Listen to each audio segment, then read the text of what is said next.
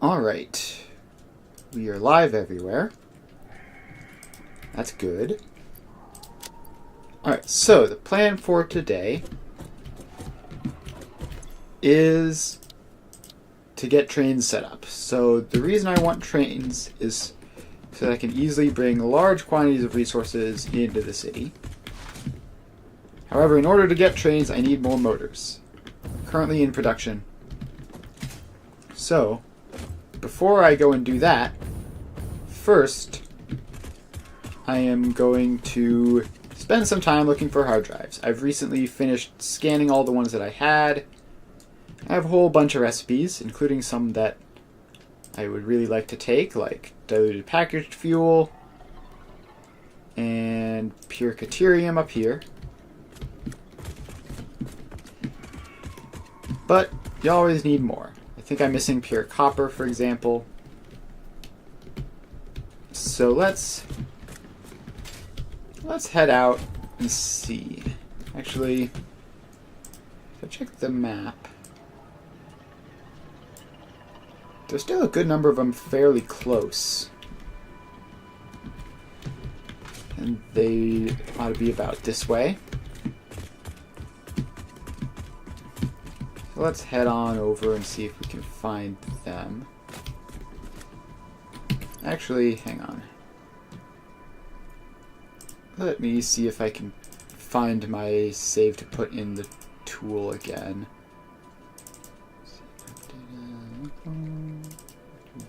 Save games.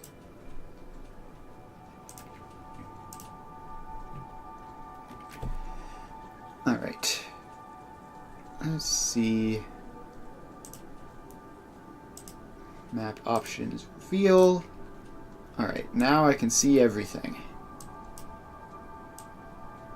Alright, so if I head pretty much directly south of me, I'll run into a bunch. Cool. Let's do that. I have a jetpack now, which is incredibly convenient for travel.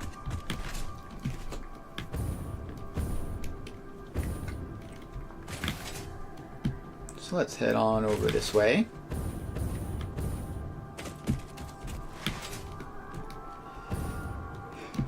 Just using the jetpack to get over small rocks and stuff is already very convenient.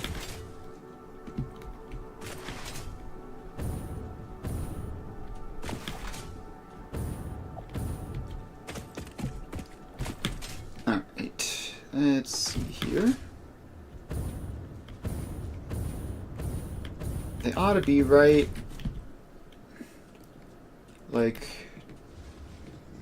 to either side of me. Like east and west there should be some. Let's head east first, I guess.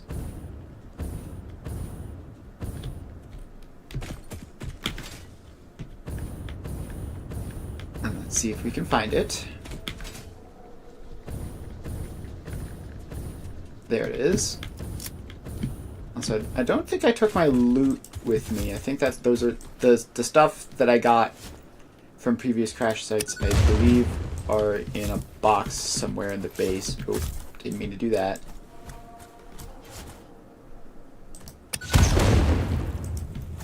Cool. Don't want to stand too close.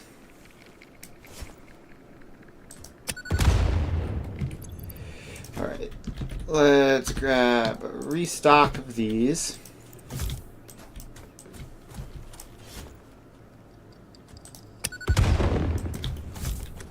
Okay. It's really quite a wide area, isn't it?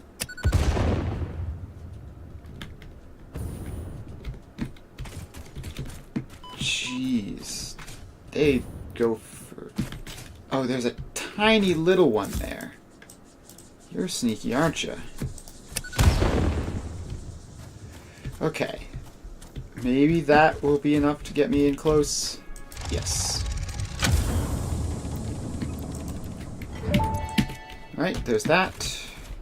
Initial scan suggests partial recovery of data is possible. Now I need to head Take west. the damaged hard drive to the MAM for analysis.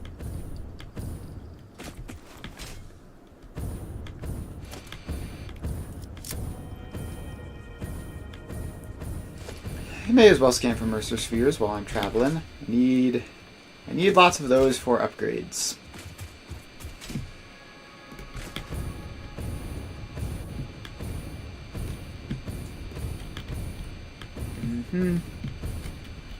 Seemingly nothing. Should be a hard drive around here in these rocks, though.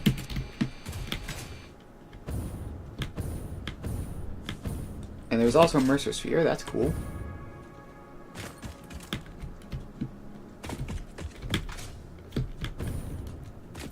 And yes, Mercer sphere is going to be up there.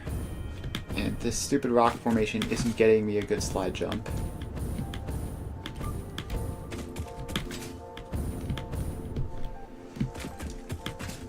Alright, let's see here.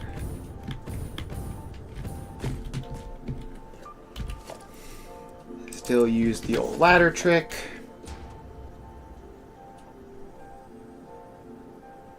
The ladder's not snapping out of the foundation, but it's close enough that I can jetpack the rest of the way if necessary.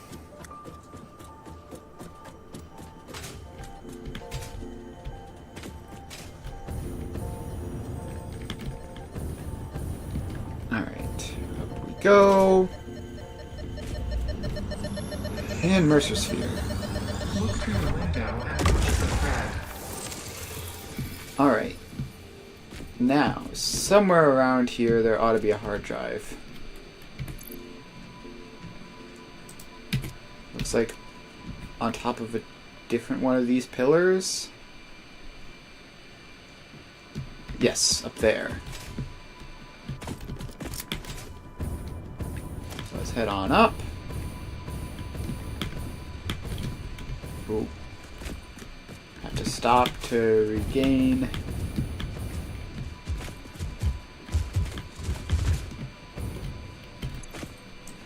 Alright, use some plastic. And another hard drive for me. I did see a computer down here, so I'll pick those up. Those will come in handy. And then just a bit south, there's another one. Also on top of a pillory type thing.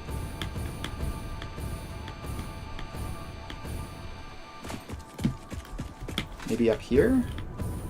Right by the Caterium mine. Here it is. Grab more computers.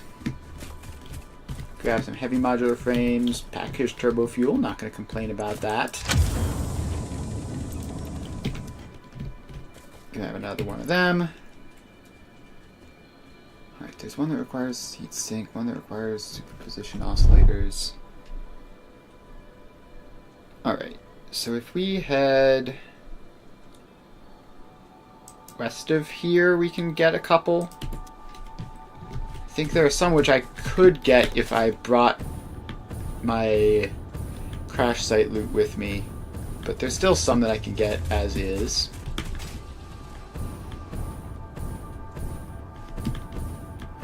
Also, there's a Mercer sphere in the area. There it is. Gonna have to drop down to get that, which is a little bit annoying. But we got it.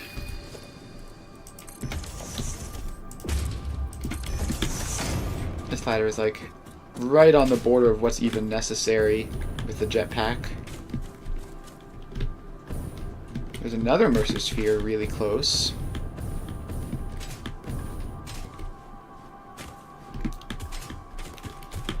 Let's try and see if we can find it. It's going to be up here.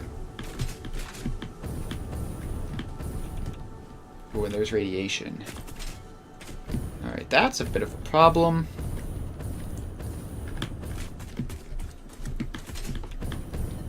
We're just going to have to hurry. Grab the sphere.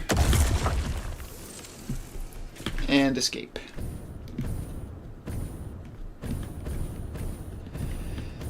Alright, let's land up in this tree and figure out where we're supposed to go. It looks like that is the pond that the Mercer sphere is by, which means it's like this way.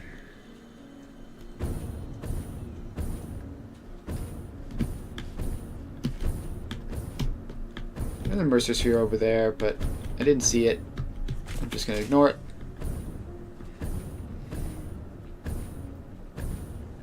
Let's drop in on this little guy.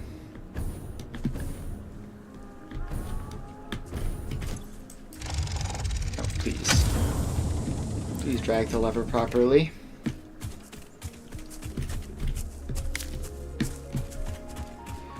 Alright, then the next one is northeast. No, northwest? Yes, northwest. Directions are hard.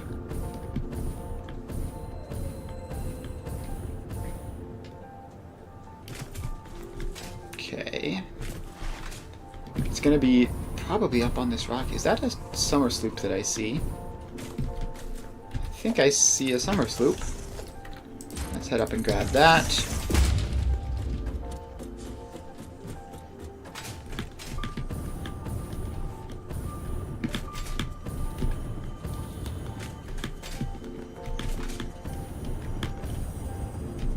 Up we go, and man, it is way up there, huh?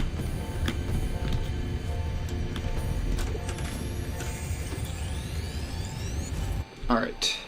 Summer sleep required. And I see a hard drive.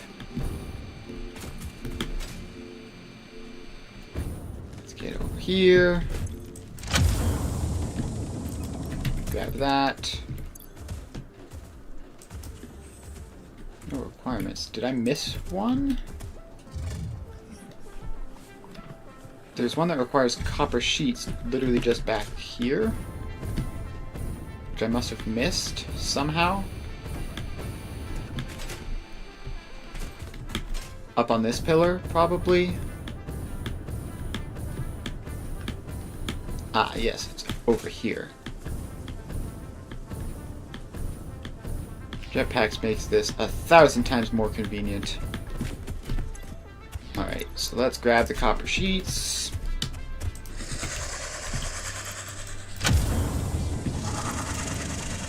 And boom, another hard drive. Alright, from west of here, there's one that only requires power.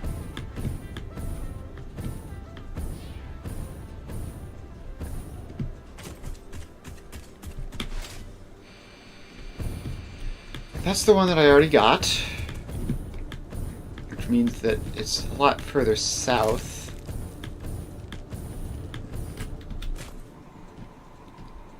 Yeah, it should be right along this way.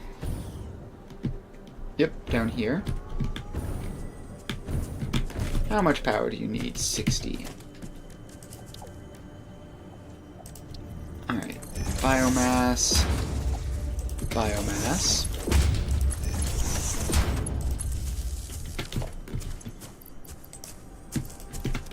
And throw some fuel in.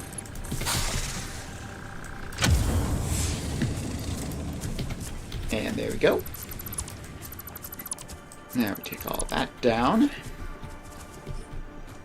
And we continue heading west along this river. Apparently there's a Mercer Sphere over this way. Let's see if we can grab that as we go. Please crouch jump. It's alright, it's up here. Let's get up.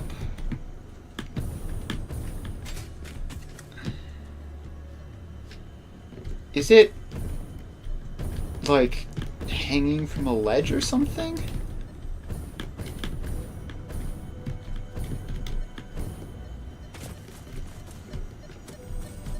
Aha, it's down in this little crevice right by a poison pillar.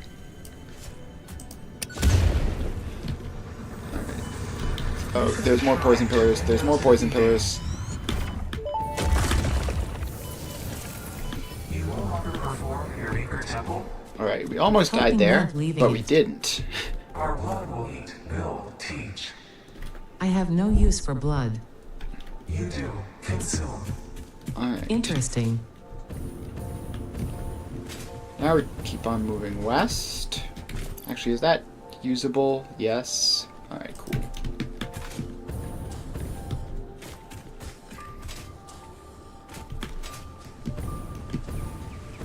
So keep on heading west. And it should still be right in the river. I think we passed it even. Ought to be down here somewhere.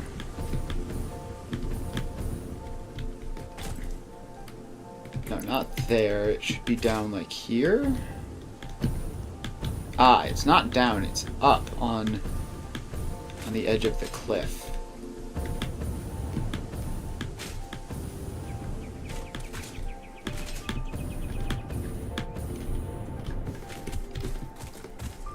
Alright, anything useful here? No. Gotta grab some modular frames.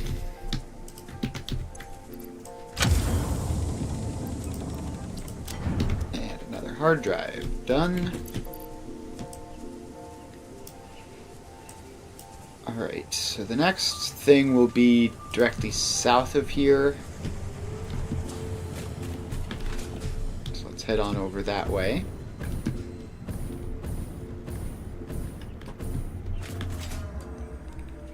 And yep, there's this giant lake type thing here. Apparently there's a Mercer sphere close by, probably on the edge. Yep, there it is. Don't want to miss that when it's basically free.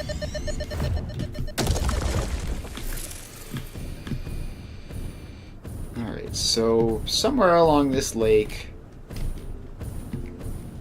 there ought to be a hard drive.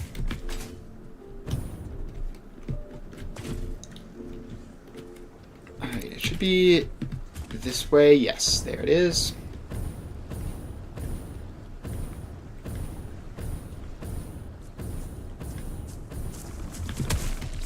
And it needs 90 megawatts. I'll pick up some circuit boards. I need those. Alright, I don't know why I closed out of the biomass burner placement, but I needed to place more.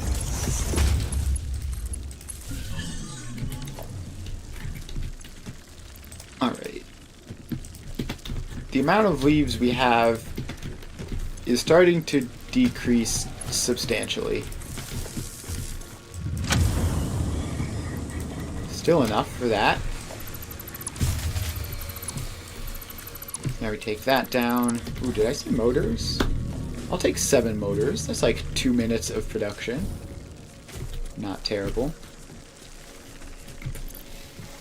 Alright, and then along the edge of the lake, we'll run into another one. So let's head on over north to the northwest. And this one will require like plastic or rubber or something.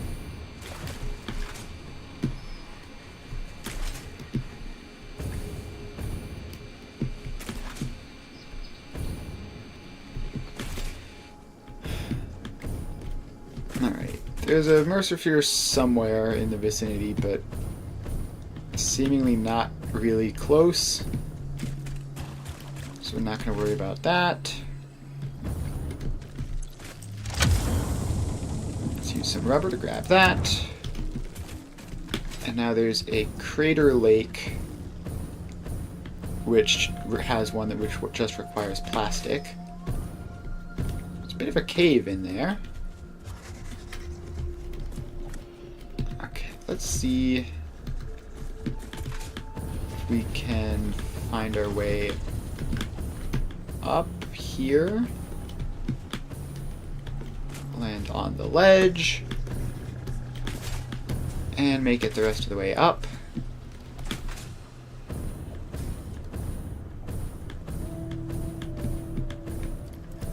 There's got to be something interesting behind these rocks. It might just be an entrance to that cave.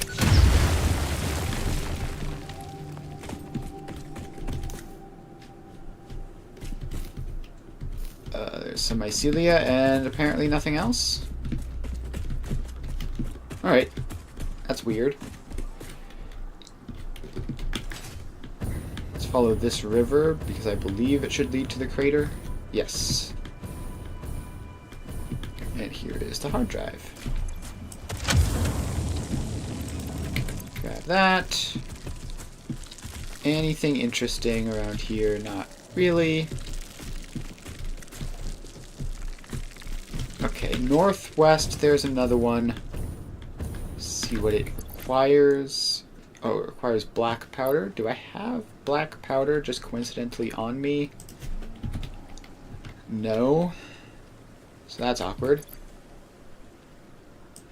Alright, then... These require all sorts of weird things. Alright, let's just head north a fair amount. And there'll be a bunch of more early game ones from a different starting zone up there.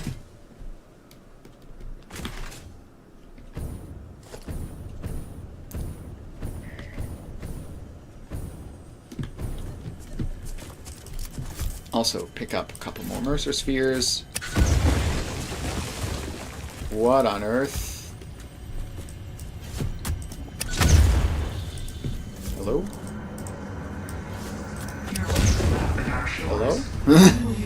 Alright, well, the rock didn't disappear properly, so that's interesting.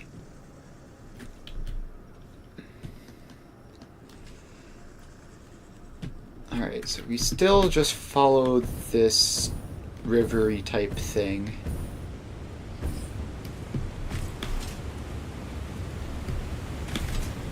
So let's head on north, down the waterfall. Alright, there's a Mercer Sphere right in here. How many of these do I have now? Like 15? Yeah, pretty good amount.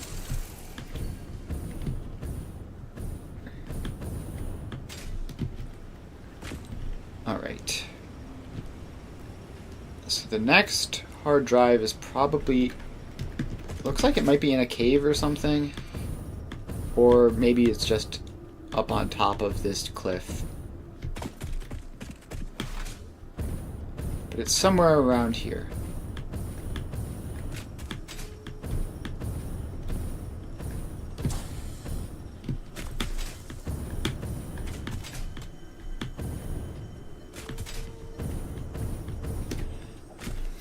Alright, let's see here.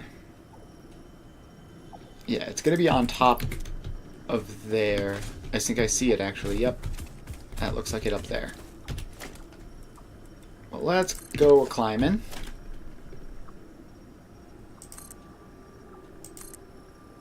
Need to gain a whole lot of height for this, so ladders are gonna be the only realistic way.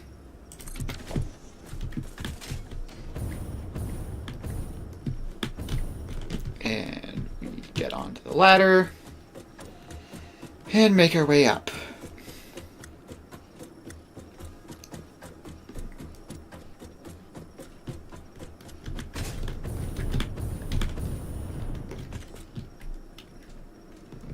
Alright, we need to do it again.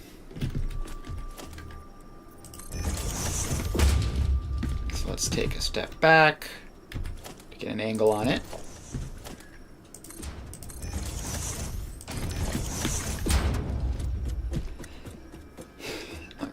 Up we go.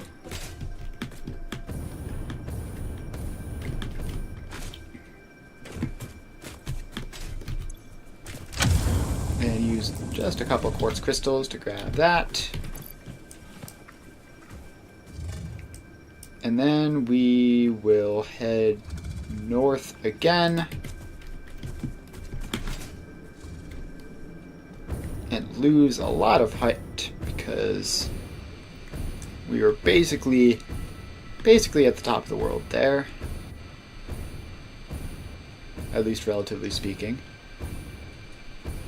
Now remember this place we're coming up to, this is actually the starting location for my previous game.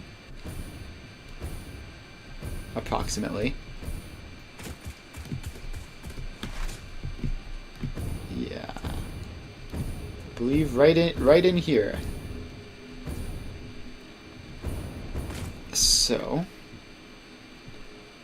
the hard drive we're looking for is down there, but there's also one up here. Let's grab the one up here first.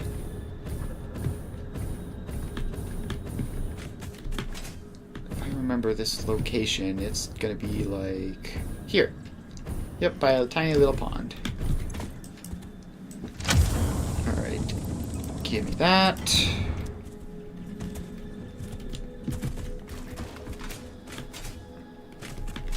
And then we head north.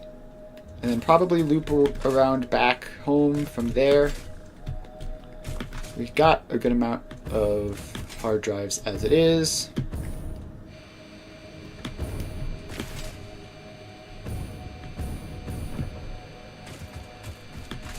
Alright. Where are you? There you are. So let's just get on over there. And I think this one requires like power, right? Yes, 120 megawatts. 1, 2, 3, 4. We have 24 leaves. Let's grab some more of those. Probably should have done this in the previous location because there was just a lot more leaves there, but we now have 102, which should be enough.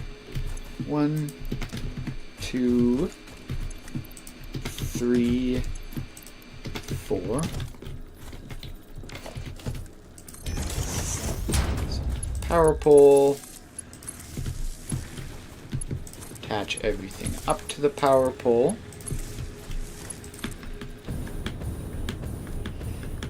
And then we attach the power pole to the drop pod. And then we dismantle all of it. Alright, now we head east. And see if we can get back up. Because I think the rest of the hard drives are going to be on either sides of the canyon, not inside it so much like that one was.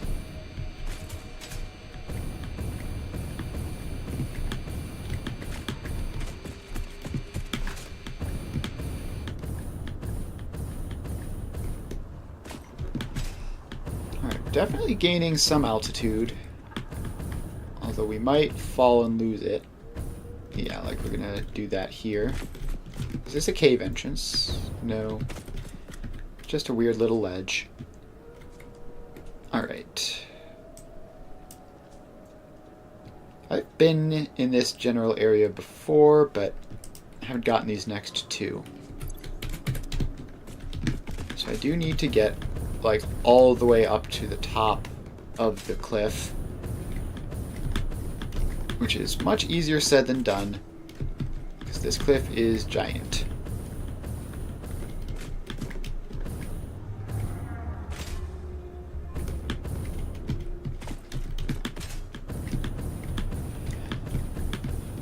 Let's land on that ledge.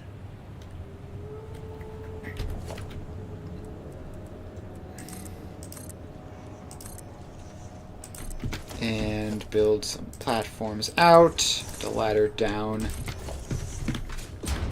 Hopefully this will get me most of the rest of the way, at least. It won't get me all the way, but... Oh, poison cloud. Thank you for that. I love being hit by poison clouds when I don't expect it. Alright, I need to zoom in on the interactive map to see more details. Alright, so yeah, the hard drive I'm looking for is somewhere around where I am.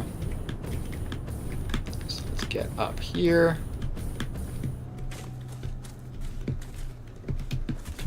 A whole bunch of poison plants. Let's fade those. Yep, here it is. I think it requires like one rotor or something. And I see a rotor over here.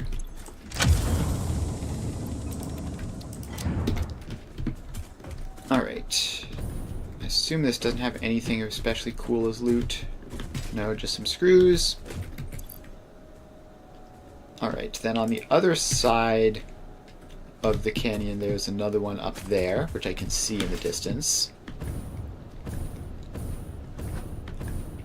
So let's cruise on over.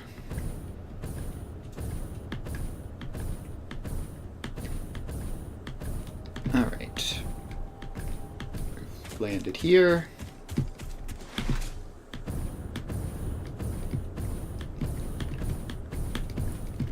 And please find a safe place to land. Alright, we need to get up, which I guess we can hop over here, land here, and then make more of the climb, land here, and we made it. Alright, certainly not the easiest hard drive to grab. Alright, and then pretty much just empty space until we get back to the hub. So let's return. I do see a Mercer sphere, so I'll grab that.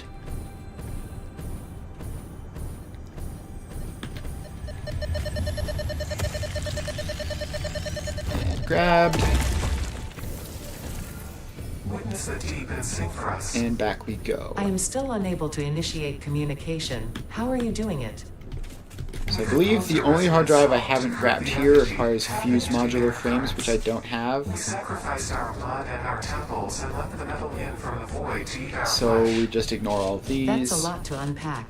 How do you tap into these inner currents? Consume our blood, worship at our altars, curve the melody. I do not understand. Flat Let's get frequencies up paint onto this straight platform lines. where it's The safe blood is a from the teacher. radioactive Each hogs. altar is a window. Processing data.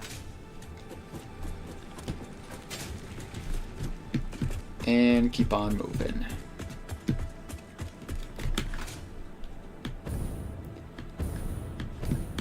Alright, I think there's a Mercer sphere around here, I think, that I can never find. So we're just gonna ignore it. Unless I literally see it, I'm just gonna assume it's like in a cave somewhere. Aha, I literally see it. Cool. Though I think this isn't the one, because I'm pretty sure I remember spending a lot of time on that area looking for Mercer Sphere and not finding it. So it wasn't that one. Right, now we need to gain height again. So let's ladder on up. No, not that. That.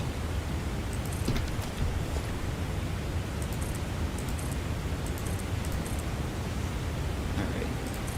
Putting the ladder down. And up we go. Didn't quite clip to the foundation properly, but that's fine. Didn't need it to. Of course there's radiation here. Why wouldn't there be? Oh, this is actually a uranium deposit. Alright. As long as you move quickly, radiation isn't really much of an issue. Unless you're already super low, obviously.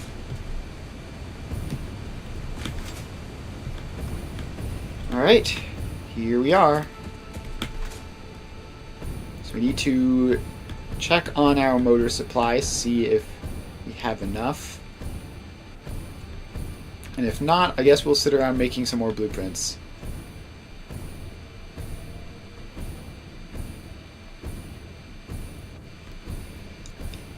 Alright. And we're here.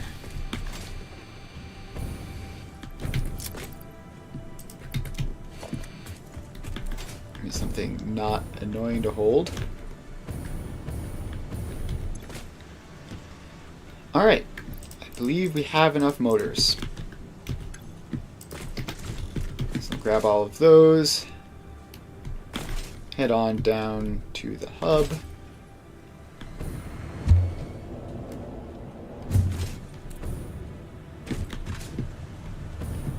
And unlock some trains. And I'll also put some hard drives into scan, which I should have been doing along the way.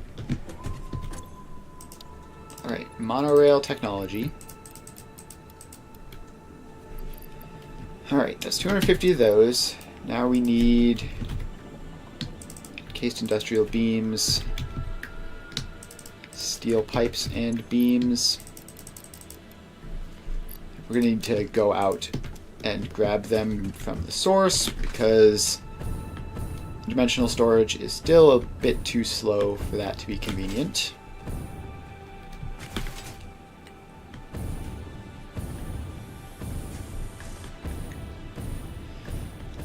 And once we have more resources on the what's it called? On the city base, then we can make sure that it's producing everything and we don't have to run all the way out here every time. Alright, so that's the remaining 600 beams. That's the remaining 600 pipes. That's reinforced plates. This will be encased industrial beams. And we're going to need to clear some space. Get rid of that and that and that. Grab another 300 of those, and now we can make it back and unlock monorail technology.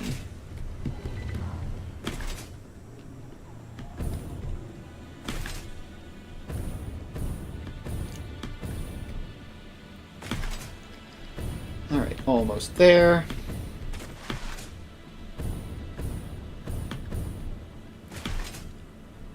I'll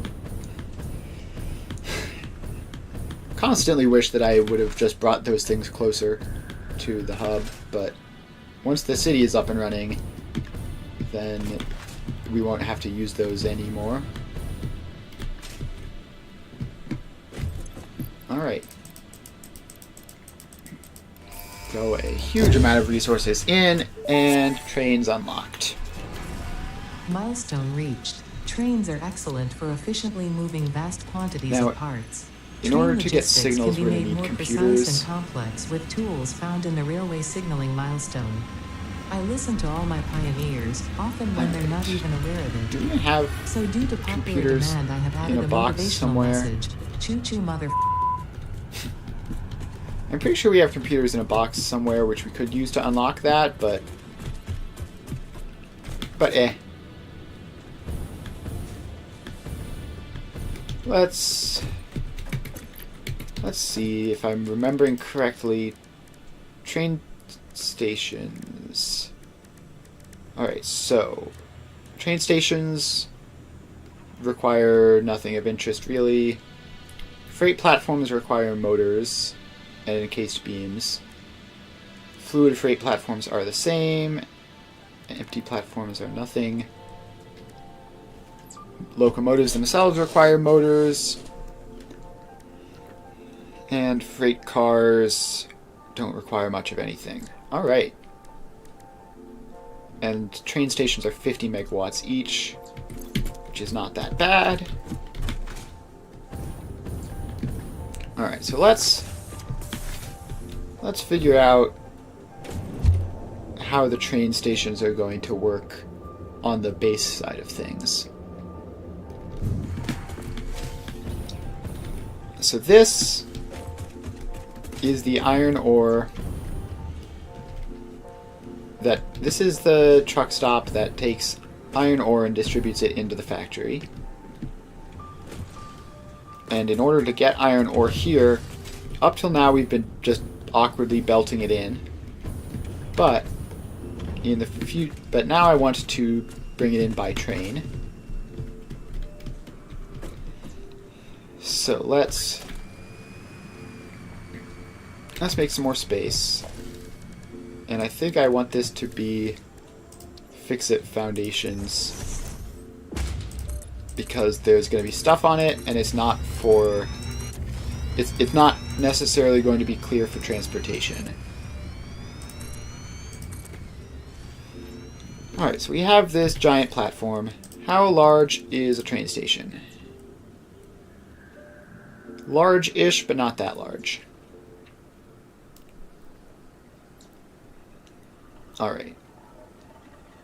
And the more important question is going to be, what is the turning radius of a train? I should set up a train hotkey. 3, 4, 5, 6. Now let's change that around. Let's make railways 1, then 2, 3, 4, 5. Now let's use the ones with catwalks just for fun. Alright. So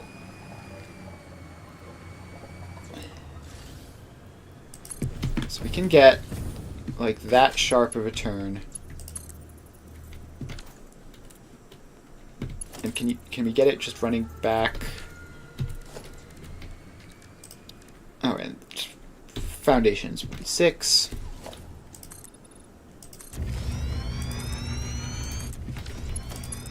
Alright, so then that's about as sharp as it'll turn.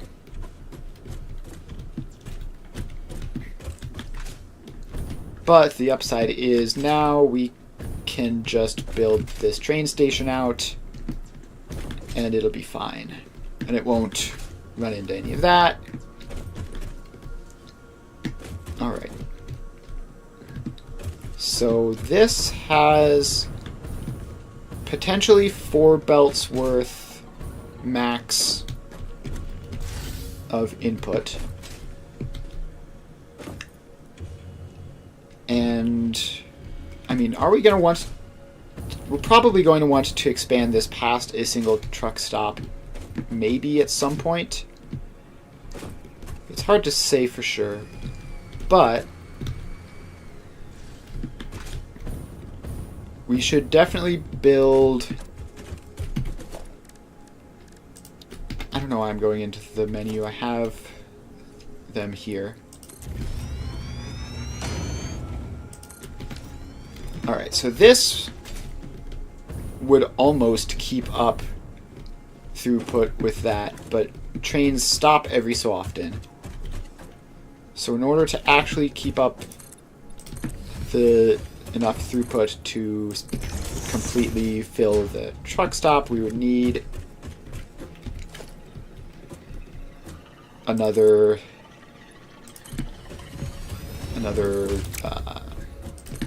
train unloader thing. Ooh, what are they even called? I can't remember. Alright, freight platform, that's it. So with 3 freight platforms, we will be able to bring in all of the iron ore that this can use, even accounting for the train's output stopping every so often.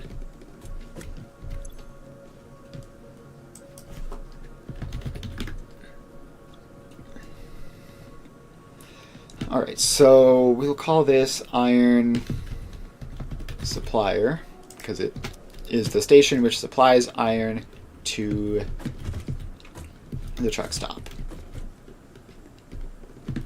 Alright, and then all the output is on this side, which is probably fine. We need to make sure we run the train, the railway itself, past this.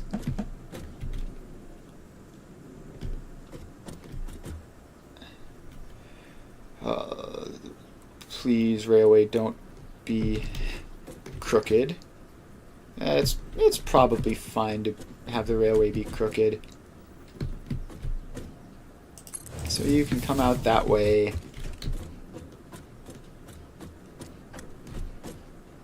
And then along that.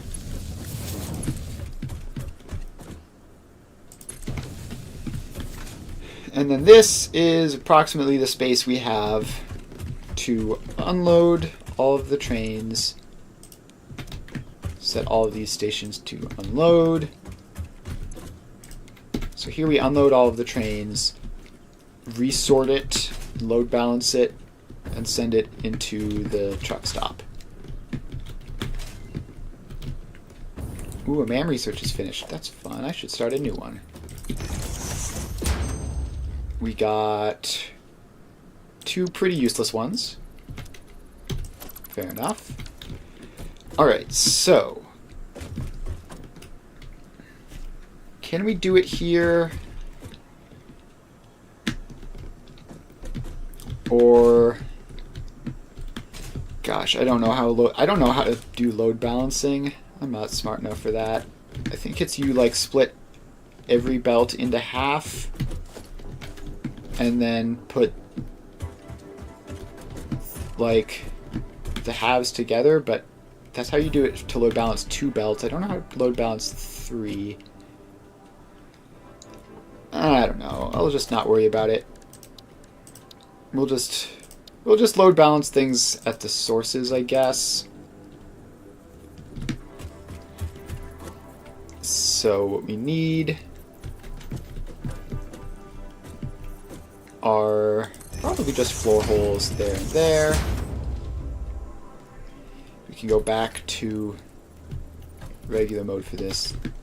They're not aligned, are they? No, they're not. Alright, so now that is lined up.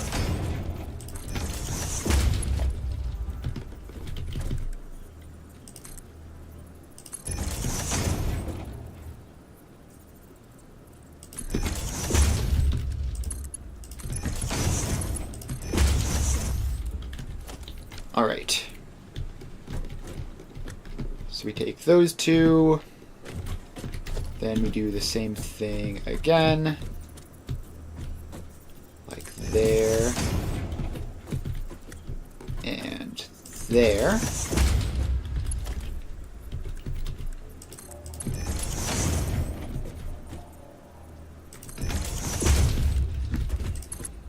And then we belt them in.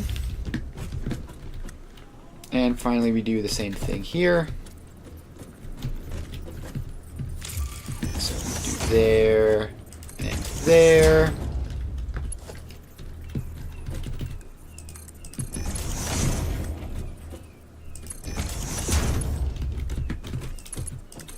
And we put the belts in.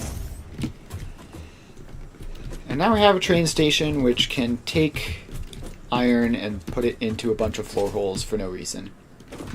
So that's cool. So now what we have to do is get a little platform down here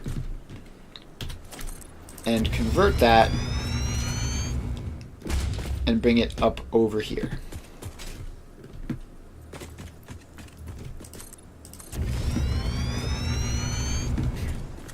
Alright, so we need more space on this platform.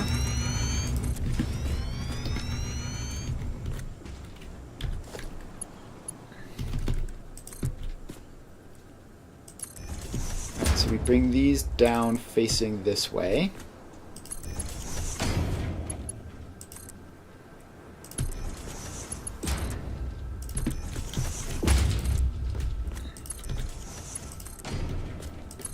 Alright. So now we need to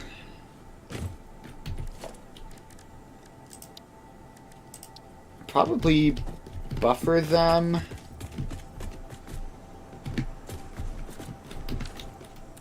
Let's see, we can buffer these into 3 industrial storage crates.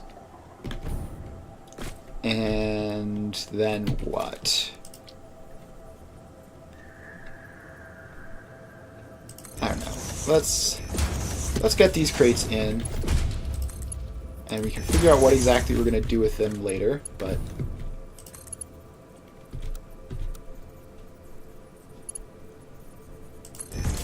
alright, so actually we can load balance them through the storage crates, kind of. So by mixing together which storage crates they go into,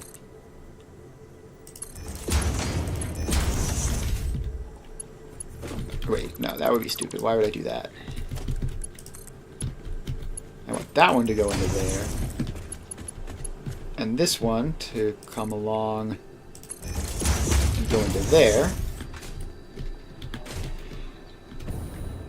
So now these two storage crates should be like half each of these two belts. And then we have the third one, which goes just directly into the middle crate.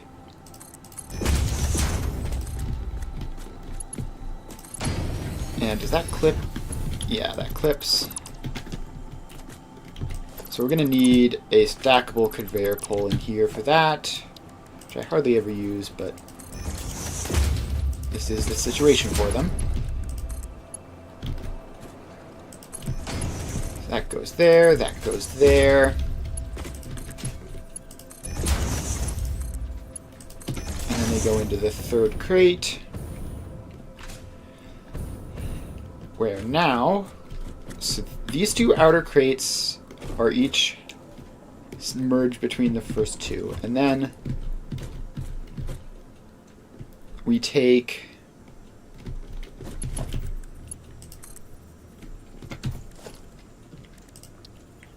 more stackable poles, I guess.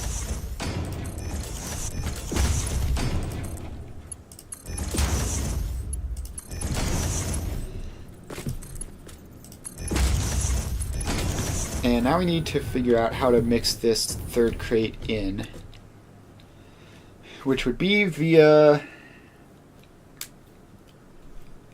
splitters, I guess. We would just go like that.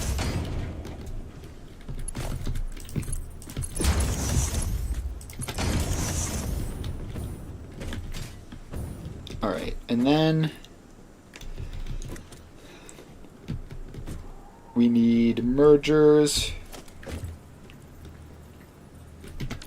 Alright, the stackable conveyor poles are not the tool for the job here, I think. So we have those splitters. Then we have mergers for these.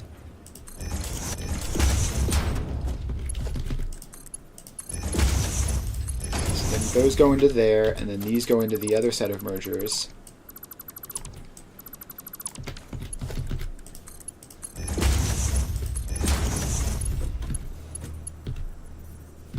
Alright, so then this one is split. Alright, the splitter should be in line with the mergers, not in front of it.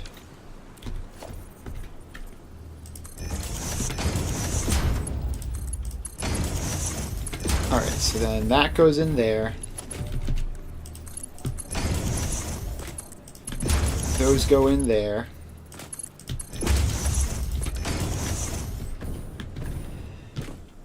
And now we should have a steady 2 full belts, or 4 full belts rather, off of this setup. And there'll be backlog, of course, because we're taking in 6 belts, but that's fine.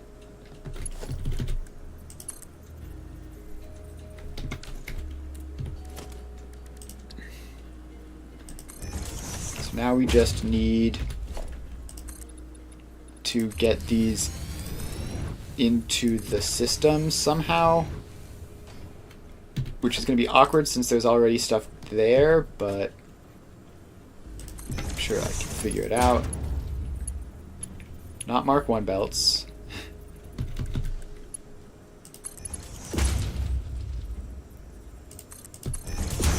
That one goes just underneath the stackable pole, that one goes onto it.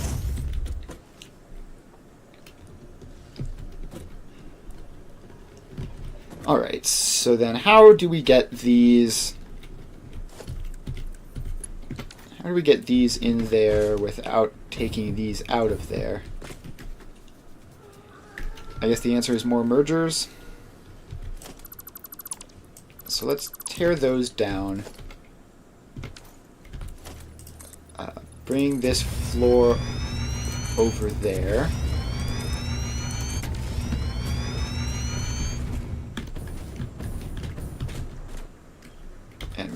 one more row here.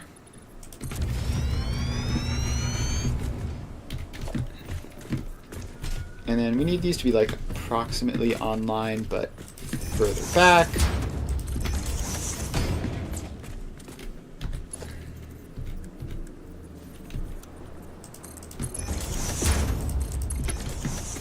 Alright, then we need to hop down here.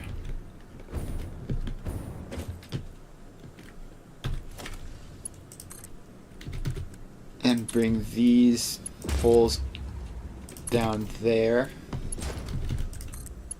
where that can hook up and that can hook up.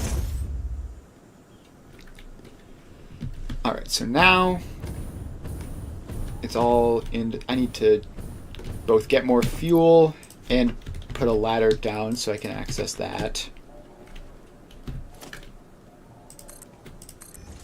Because I don't think I can gain enough height off of the jetpack to get all the way up there.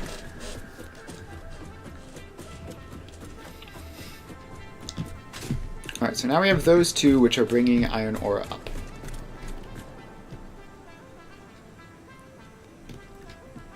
So what we need now is just a merger for each of these.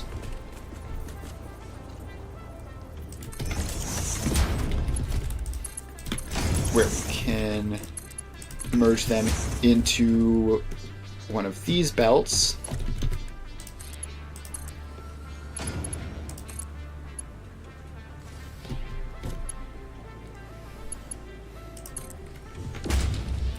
Alright, and now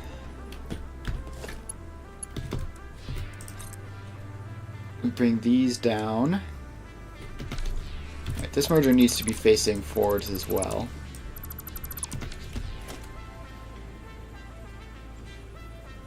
Like that.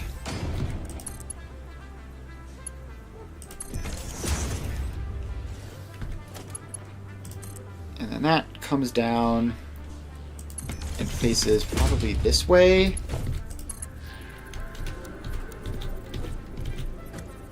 Everything is just barely not quite right. Why would you do that? Why would you loop around that way instead of literally any other way of looping around? That's what I want to know.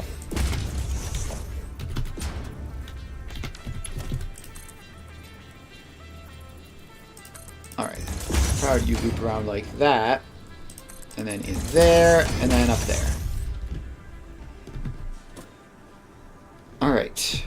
We have that. Now we need that.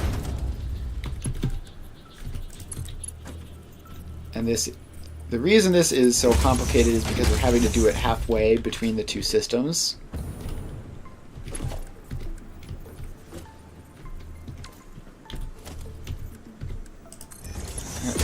That lift needs to be marked 4 in order to keep up with our max capacity.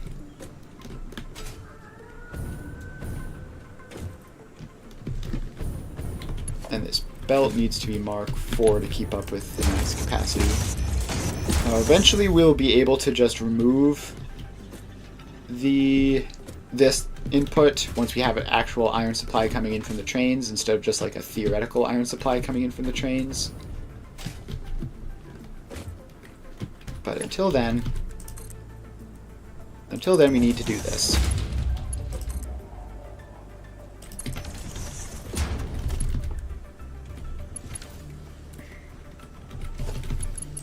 Alright, so then you can come around there and in there.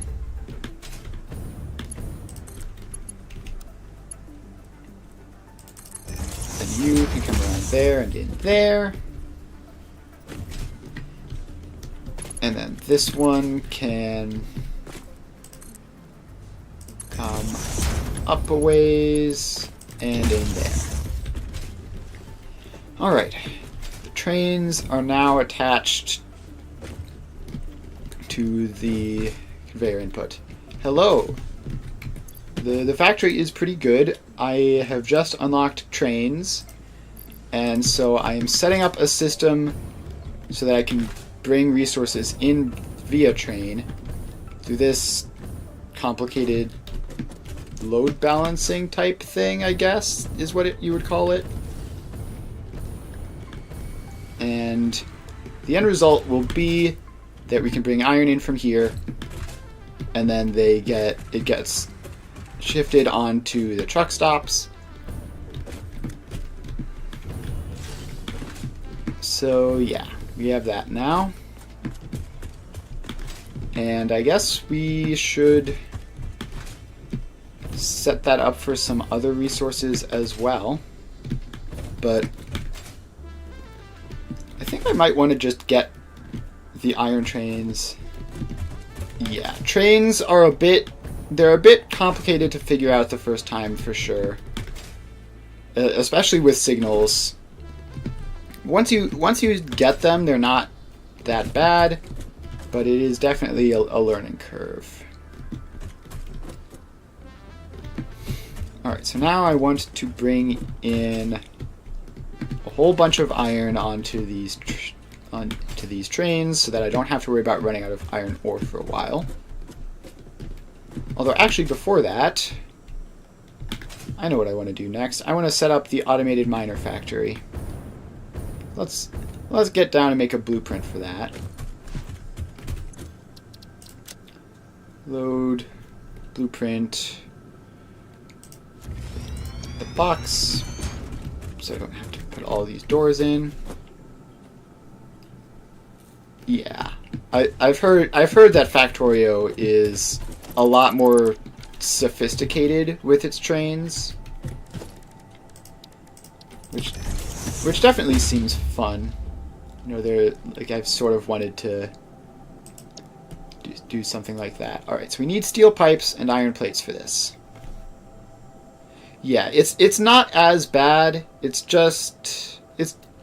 from what I've heard, it's very similar, but like simpler in Satisfactory. All right, so I need steel pipes, 4 steel pipes, 4 iron plates. All right, so the steel pipes, we're obviously going to use the iron pipes recipe,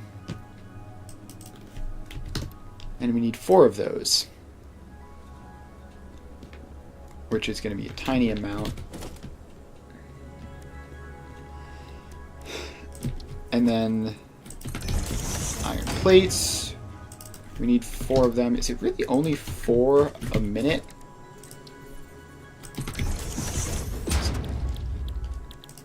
It seems incredibly small, and it gets us 1 portable miner a minute. Alright, well this should be pretty trivial then. Alright, so let's actually let's build this all on the 2nd floor, because that's where the inputs and outputs are. Pop a foundation out there, put a ladder in.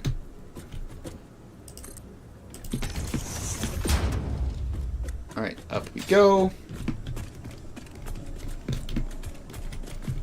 Alright, so this door is going to become a conveyor wall. The conveyor wall is going to have a smeltery. And at some point, I should probably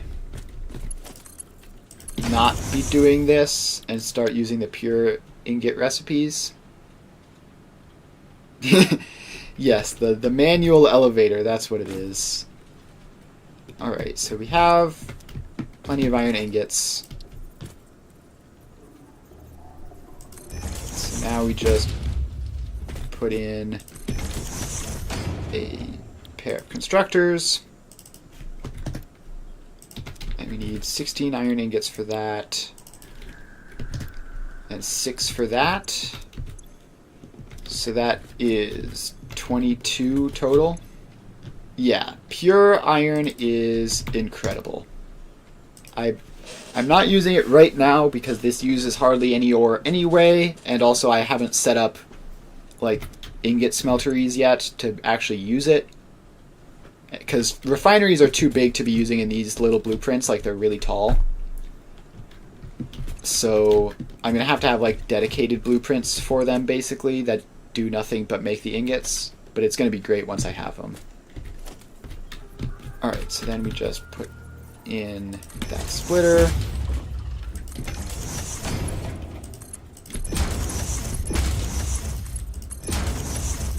And we wire all that up. And now we just need an assembler.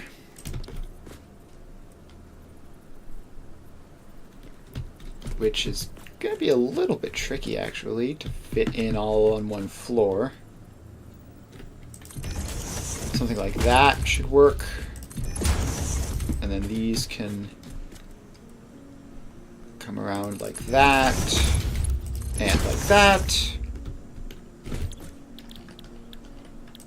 And you make automated miners.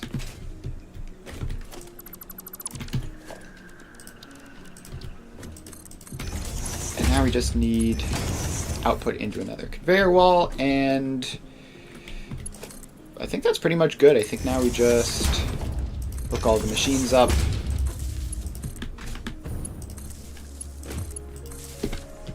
Alright, machines are all hooked up. Anything I'm forgetting? I guess bring power down to the bottom floor. Have a door here. Resource constraints, yeah. Especially heavy modular frames are incredibly resource intensive. Like to a somewhat silly extent, honestly. Sort of what I'm dreading is setting that up in this factory, because I'm gonna have to place so many blueprints. Alright, so let's make this automated miner. It's like 22 iron ore to 1 handheld miner. Alright, now we have that. We can hook it up and get a cart going to it.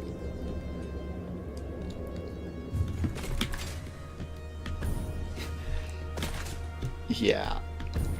Heavy modular frames are something else, that's for sure. Alright, so this space is right in front of the copper. So I think we'll head back here. Use this second row.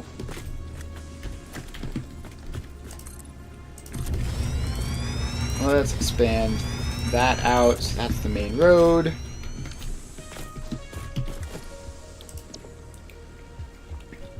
And where's the floor tile?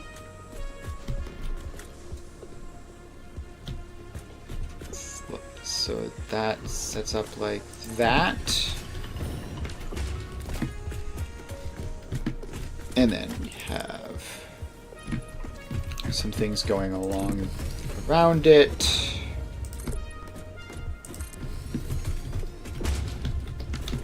And we need another floor tile for the resource input, of course.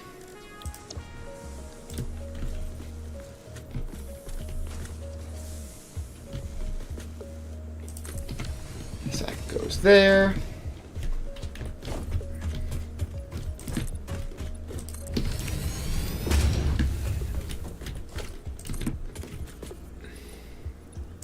And now we just have to put the back two in case we need them for something, I guess.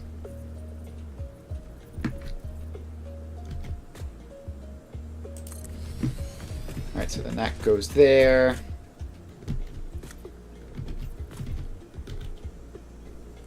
This lines up there. Alright, so we have that in. And now we're probably going to need to grab more concrete and maybe iron plates as well. So let's just head down and grab those preemptively. Pretty sure I was running out of them.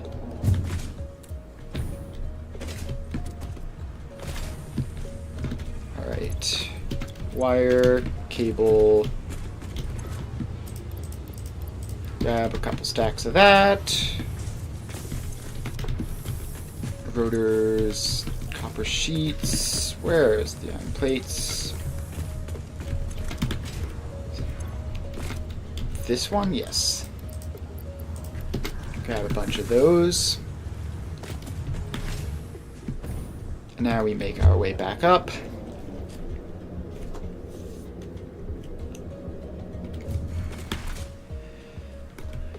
Alright, so now we head back here.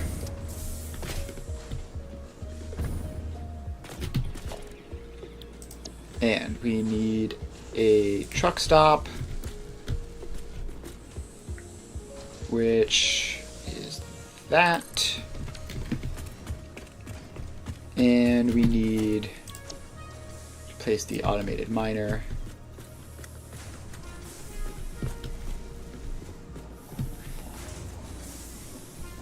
So where is the input and output? Is it there? No.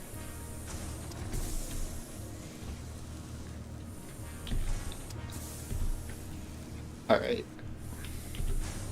There it is. Alright, so I need this side to be facing that way.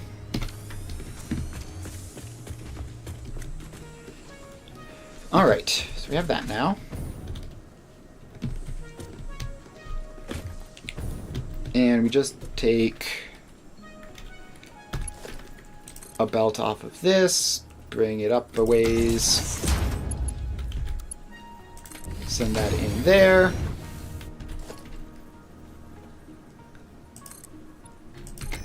Have a nice little overhang there for the dimensional storage.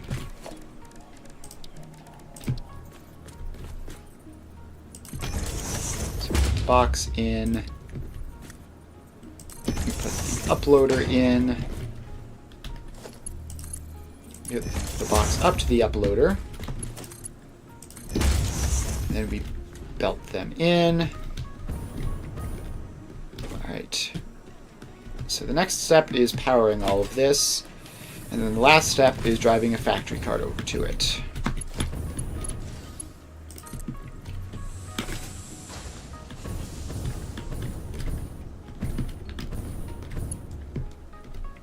Alright, so that is hooked up there.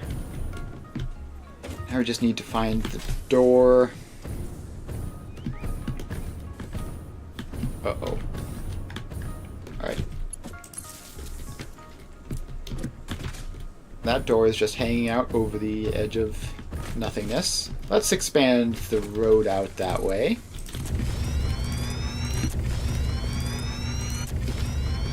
Alright. So now we have this, and it's feeding into this, what's it called? Truck stop. So we just need to drive a factory cart along this new route. Factory carts are equipment for some reason instead of buildables.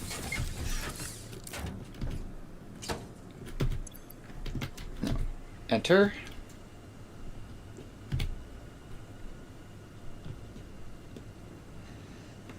Start recording.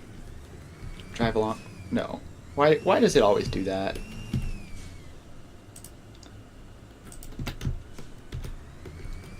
Alright, so we load cargo, which we're gonna have to swap that. And then we drive around here. We drive around here. We come in here. We load. And then we just have to make it back safely. Oh, that's not safe. Okay, well, we're gonna have to fix that with editing. Alright, then we come down along here. And I guess we can take a detour through this little alleyway. And done.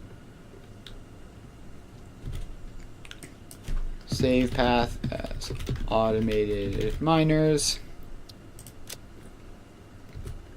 But before we turn it on, we have a couple changes we need to make. We need to set that to unload. And then we need to go over here and fix that little spin out we had. Alright, so that is just delete that node, delete that node. Probably delete that node too. Alright, that'll probably be fine. So now we can come along here, resave. We're gonna have to delete that path and resave it. Automated miner, save. Hide path nodes, enable autopilot, and off you go.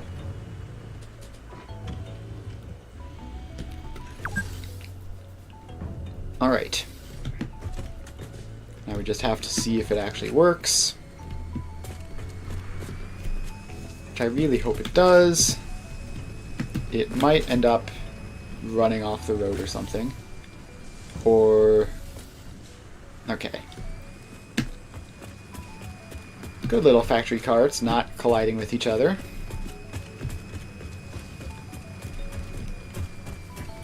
So then you come in here, you pick up the ore.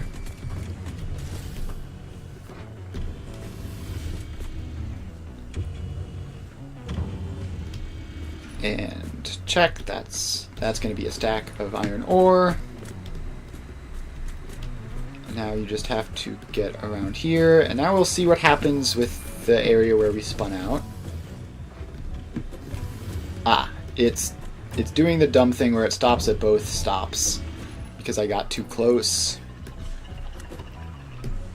So yeah, if you get anywhere near a stop, it'll stop at it unless you manually go in and delete it, which I guess I must have missed that it did that. Alright, is it safe? Yes, it is indeed safe. Now we follow it back.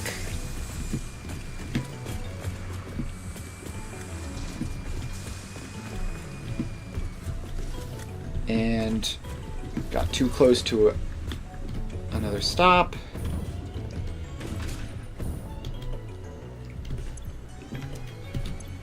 So, fortunately that was set to load so it didn't steal the iron ore, but we're gonna have to go in and fix its path again, just so that it doesn't waste all this time. Show path nodes. Opt out. Alright. Delete that node. That's a second of time wasted. Head over here and delete this node because having this node exist will cause all sorts of extra congestion that is unnecessary. And now we hope that this is the same one. And what are you doing? Okay, no, this one was set to motors. Alright, you can go about your business. This one was set to motors. You can go about your business. Please.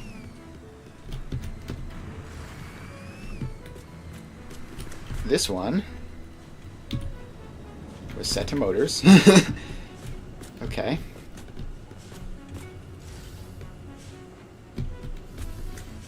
Hello? Are you good, bro?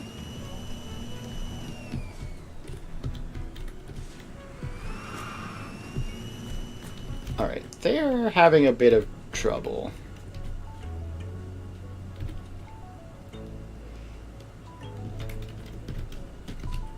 Please move.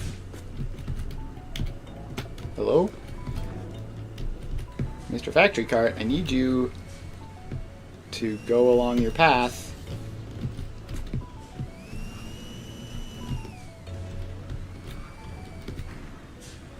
Alright, cool. Now it's going to be easier to find it because it'll be the only one stopping way back here.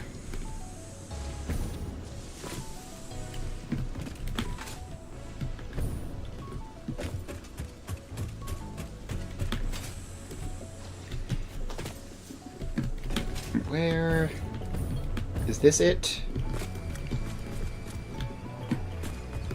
No.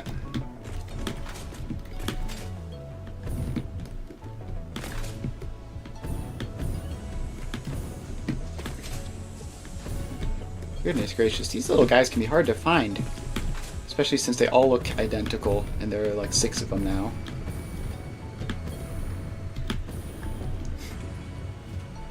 So this is that. At some point, one of them is going to drive down that.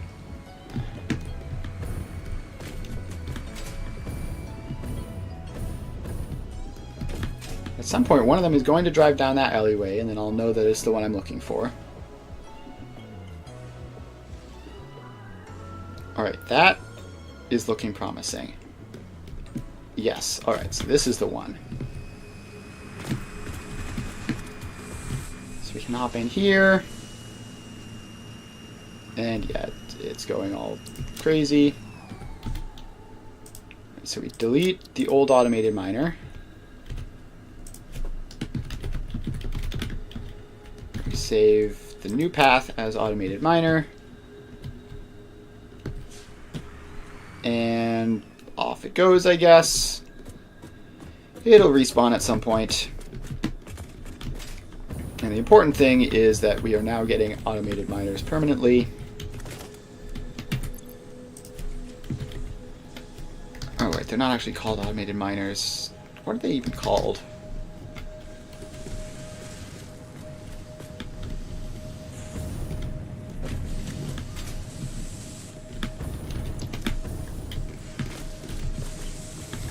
Also, is this working?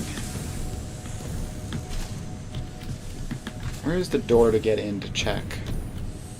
It's like around here on ground level.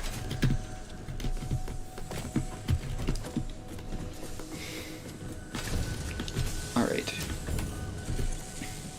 Yeah, okay, it just takes a full minute to produce one, as I guess can be expected by the production rate of 1 a minute.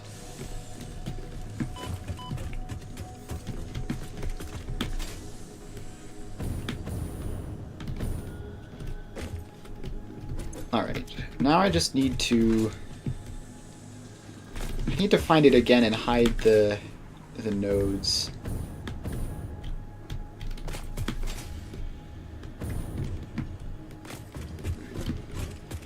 Which is it, this one? No. Okay, it seems like I'm having all of them stop at the same thing, which is a bit inconvenient.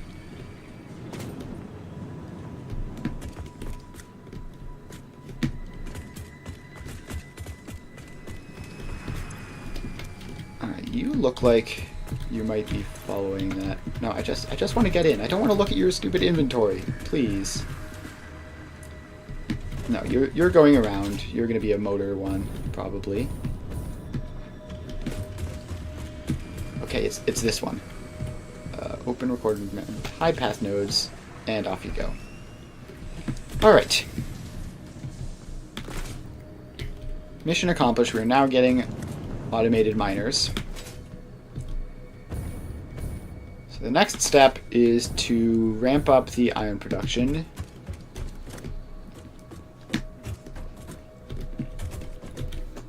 Alright, so let's... Is there iron ore just conveniently in this direction?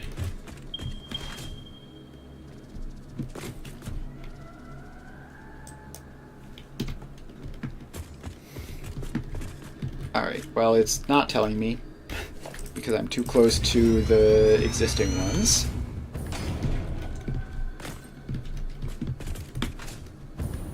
I wonder if my city is going to not be high enough for this to work out well. We're going to have to go up to get up like these cliffs and stuff. Also, why is there radioactive stuff literally everywhere here? I just want iron. Alright, so there are 2 pure nodes over there.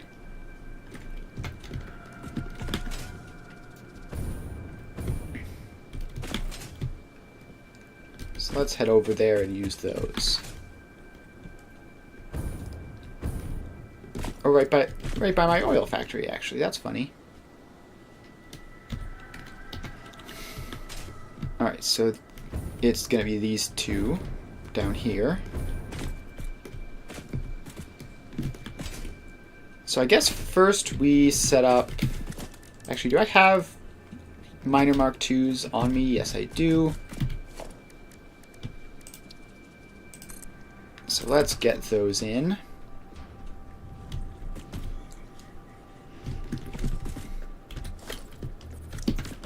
And there's power there, but the power is going to come through the train network anyway, so that's fine. Don't really need it.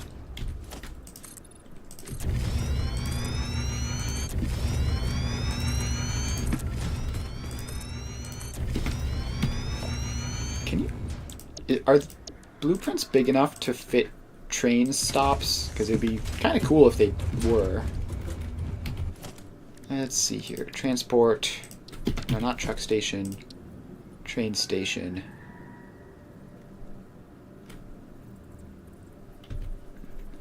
No.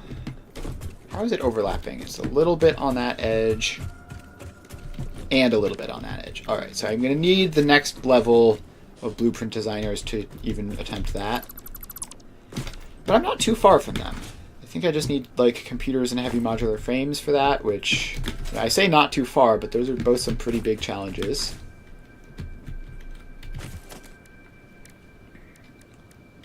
But let's get a train station in.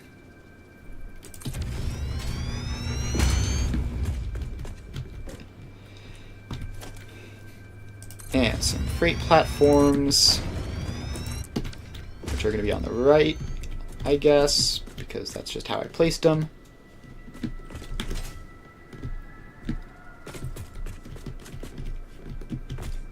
Alright, now I need to get this iron in. There's also copper here, but I don't care about that. Alright, so we build a power line down there. We build this out a little bit.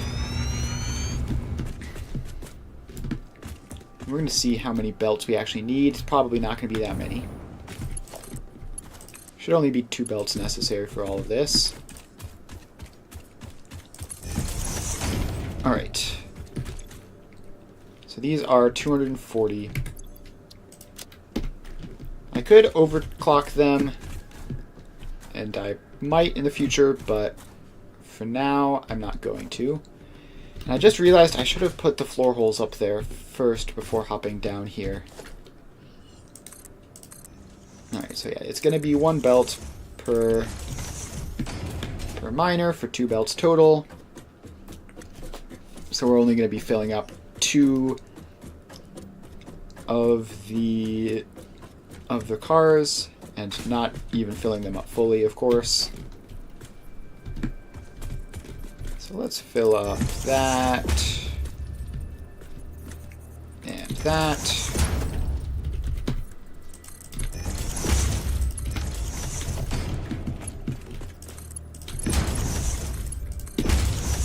So eventually we can overclock these to 480 each. So we may as well use the encased industrial thingamabobs.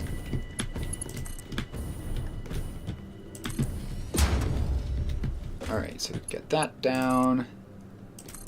And we get that down. Then we just belt them in.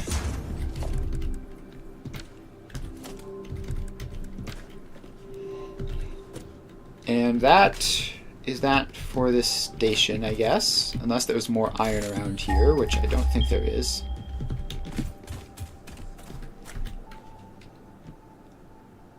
Alright, apparently not. It's pinging a couple of the iron spots that I've already used. Alright, so now we just have to get back up there and build the track between these two stations. And preferably make it so that it's expandable.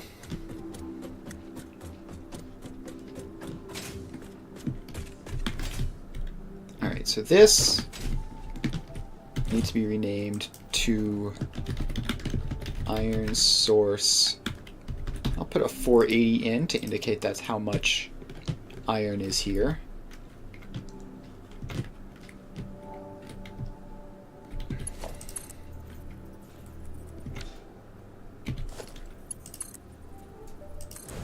Boy, we get to do train stuff on regular ground for once. I'd normally do it exclusively on foundations, but there is regular ground here, so I guess we're using that.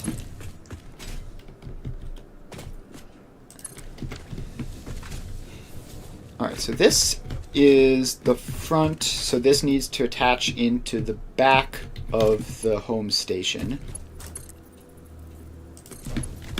I'm not doing double-sided railways because that scares me.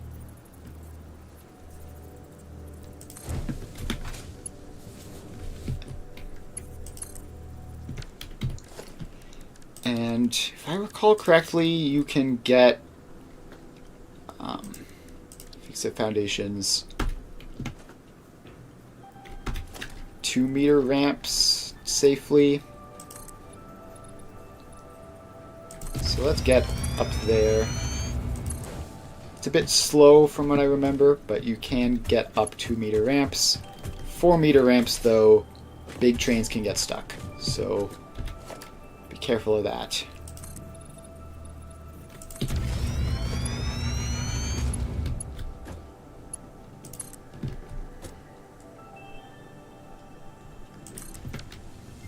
Alright, up you go. It's hard to tell how high we are exactly, so we're just gonna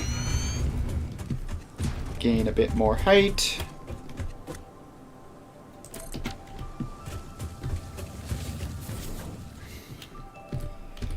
Well, let's say maybe this is good.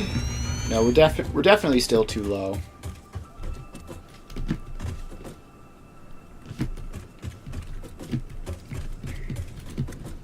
Alright, so even more height, please.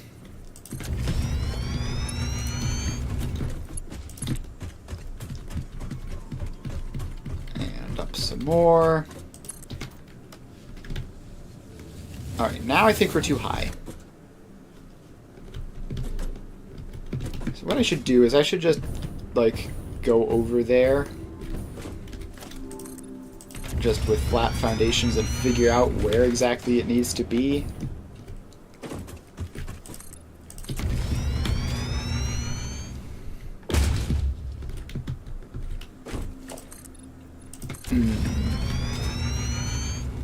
This... I forgot to snap this to the grid. So they are slightly off from each other. That's horrible. I hate that.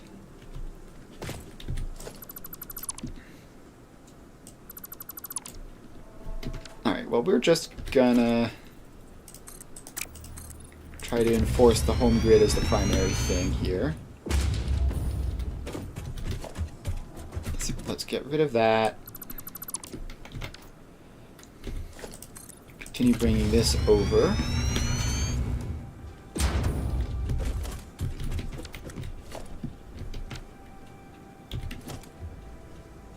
Continue getting rid of all of those.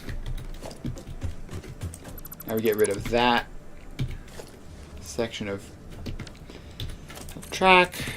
bring this on over.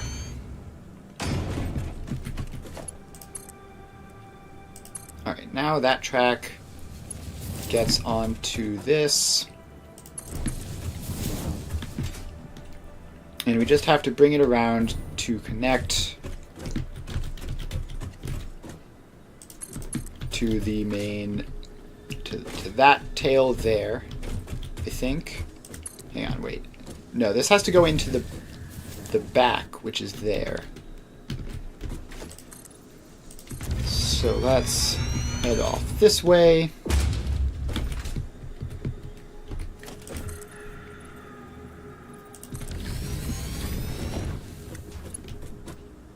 And get rid of that last section of track again, because it goes a little bit too far.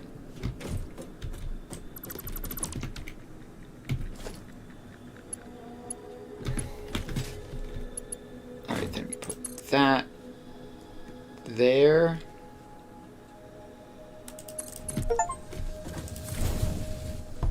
And then we curve it along there.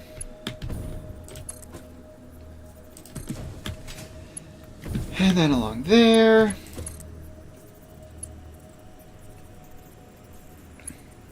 And then we just snap it in.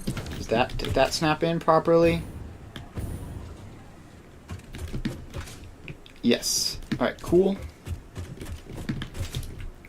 Now we just need to take this side of things and bring it over there as well.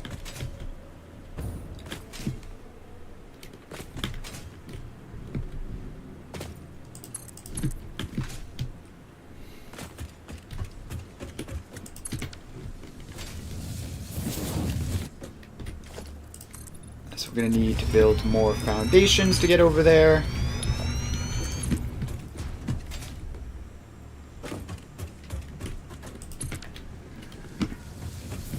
And then head down this way.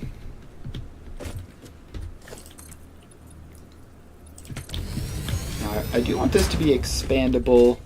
We have enough track here that we can branch stuff off. Should be fine.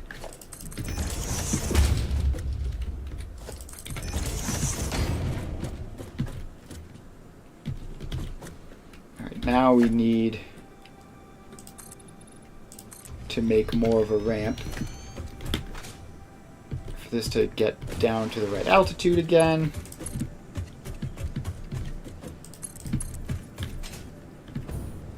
Bring this along.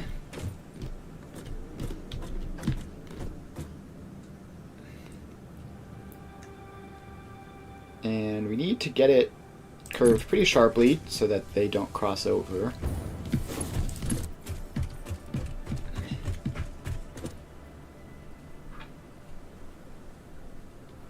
Give it a bit more space there.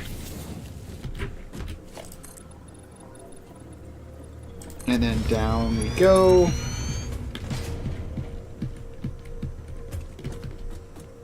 And I need to have that tail curve around the other way to gain access to it from this side.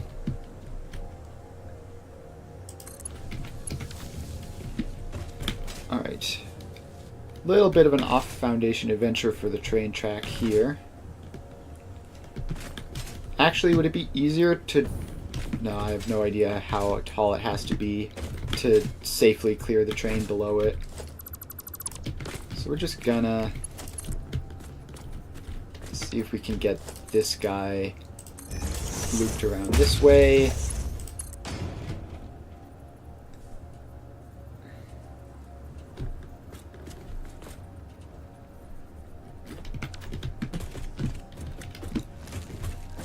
Need even more space, looks like. Yeah, trains do not turn super sharply in this. Just gotta be aware of that. This is gonna be pretty tight.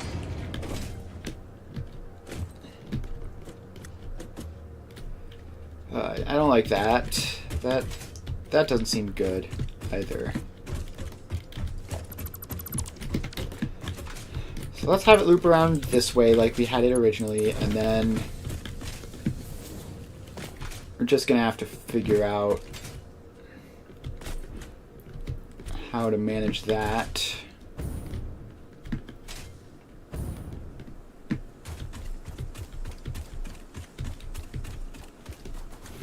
I guess I could have them cross. I could have this stay at a relatively high altitude for longer. So if I just put like a regular foundation there.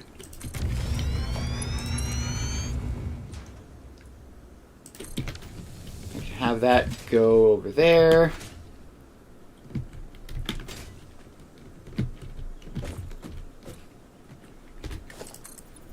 And a bit further, just to make sure it has enough altitude at the appropriate moment. Now we ramp down.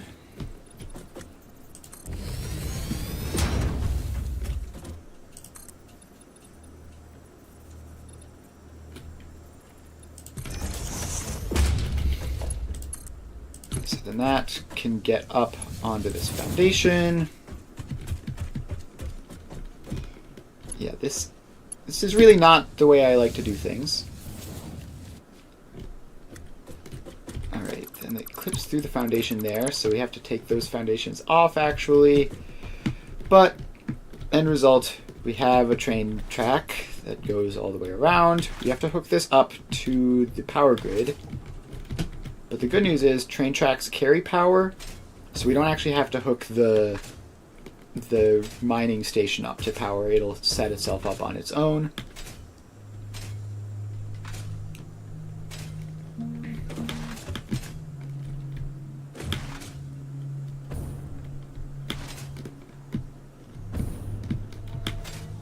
Alright, so we get back over here. We find a random power pole to hook up to the train network. That one is already maxed. This one is almost empty. Alright, train network powered on. Now we put in a locomotive facing that way. And I need to put freight cars in here. 1, 2, 3 freight cars. Open train menu. Edit timetable. Go between the two. Turn it on. And yeah. Yeah, sinks are very annoyingly large. Like, I do not understand why they have to be as tall as they are. The shop is so tiny and efficient sized, but not the sink. But now we have a nice, good old train, which I believe I've configured everything correctly. It should bring back 2-ish cars of iron.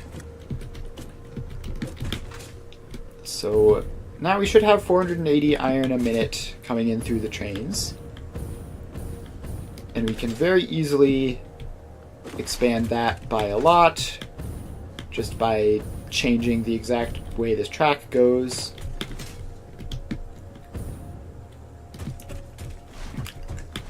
And the fun part is going to be getting multiple resources, sharing tracks with signaling and stuff. For now, though, let's see if there are any other blueprints we can set up that are iron only.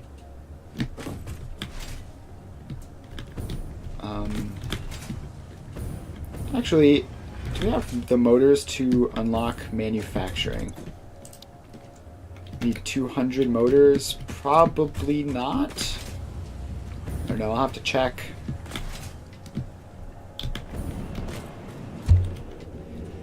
Let's go grab our entire supply of motors and see how many that is.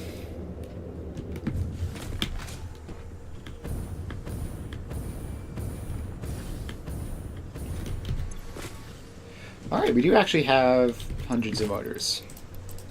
Alright, so let's grab those and unlock manufacturing. And we'll see what kind of work heavy modular frames are going to need. I think they should be iron only. But they're likely to be pretty complicated. Oh, I have to actually unlock them first. Let's see what probably needs other resources. Industrial manufacturing. Throw the 4 motors in. Cables, plastic, modular frame. Yeah, the answer is a lot. Now the goal is that I can use the blueprints to just like expand factories I have. So I'm not going to need to like set up a whole new modular frame production line, although I might do that anyway for efficiency purpose. Like, I'm using the base recipe right now, and I think I can do a lot better than that. But theoretically, once I have like reasonably efficient production lines going, I shouldn't have to do all that much new work. But we don't really have those yet, so... Alright, let's launch that off. Milestone reached. All right. Manufacturers can Heavy receive modular up to 4 frames. inputs for the production of complex parts, such as computers and heavy modular right. frames, but most importantly, the 2 new project parts. Modular frames, The steel modular pipes, and case engine industrial adaptive beams and control screws. unit are essential for the development of Phase 3 of Project Assembly. Right, so we are You going to making need... good progress. The future is starting to look bright. We are going to need limestone for the encased industrial beams. Other than that, we can make all of this with iron only. Alright, so let's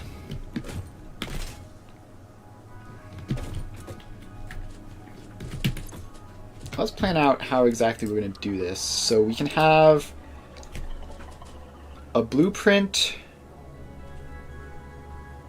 So the problem we have is the way we've designed it, there's a limit on how many, like I can have 4 blueprints per factory, basically. And then stack them each infinitely, and then one of those has to be an input. So, in order for the heavy modular frames to work, I can input encased industrial beams. Okay, so if I have one input, I can bring in iron and concrete. And then I would need separate factories for modular frames and encased industrial beams, and then one for steel pipes. Alright, I think... Oh, the screws! Right, the screws. I forgot about the stupid screws. There's an alternate recipe that requires less screws, right? Speaking of which... Let's grab some of these recipes. Some of the good ones, anyway. Stitched iron plate is probably fine.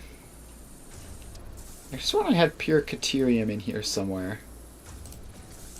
Diluted packaged fuel is super important for power. Until we get blenders, then we can do that. Alright, there's the pure caterium. Let's take that. I should have started re-rolling first. So... what I'm looking for is, like, a modular frame recipe, preferably. We get pure quartz crystals and pure copper ingots, so that's fun. I think we have all of the pure ingot recipes now. But we're gonna need to make a whole lot of screws.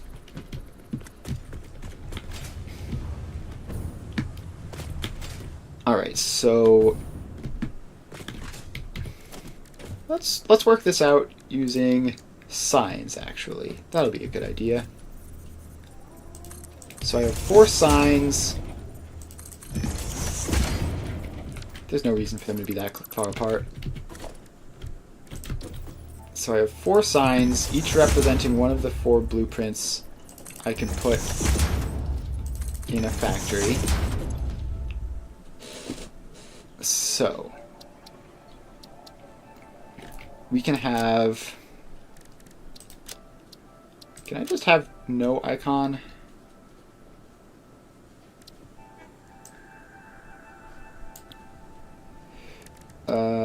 Oh, backgrounds? None? Yes. Alright. Why do the square signs not have text? What the heck?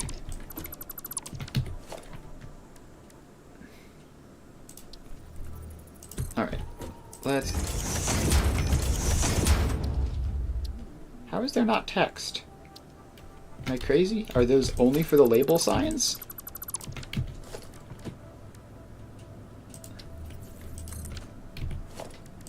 Or is something just configured wrong? Yeah, okay. These have text. So let's get 4 of these in. And they can be side by side just for ease of looking at them. So we have... So we can have a truck stop, iron ore, and limestone. And then the second one would be modular frames. Modular frames. The third one would be steel pipes and screws.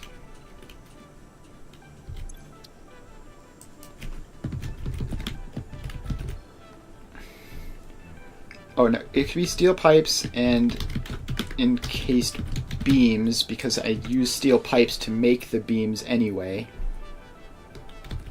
And then the fourth one could be screws plus manufacturing.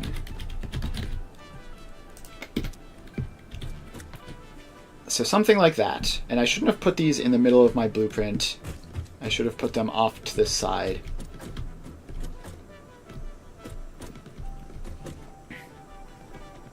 So this would work. Alternatively, we could have an encased beams factory elsewhere and produce them there. And then the truck stop would be just iron ore and encased beams, and this would just be steel pipes, and this could even be steel pipes and screws. And then the final thing could be just the manufacturers.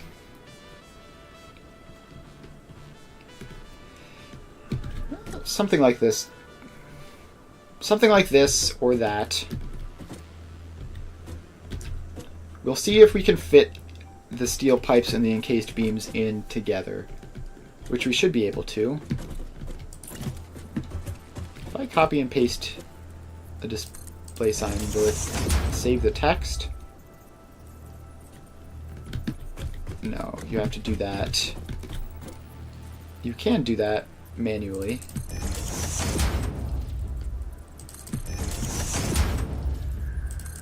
Alright, so we have those. And we copy the settings.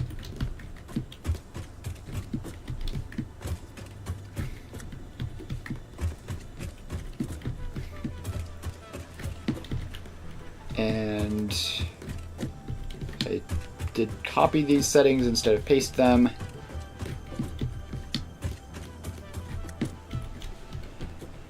Alright. So we have all that. So the first step is going to be... Let's work backwards and say screws and manufacture. So let's load a box.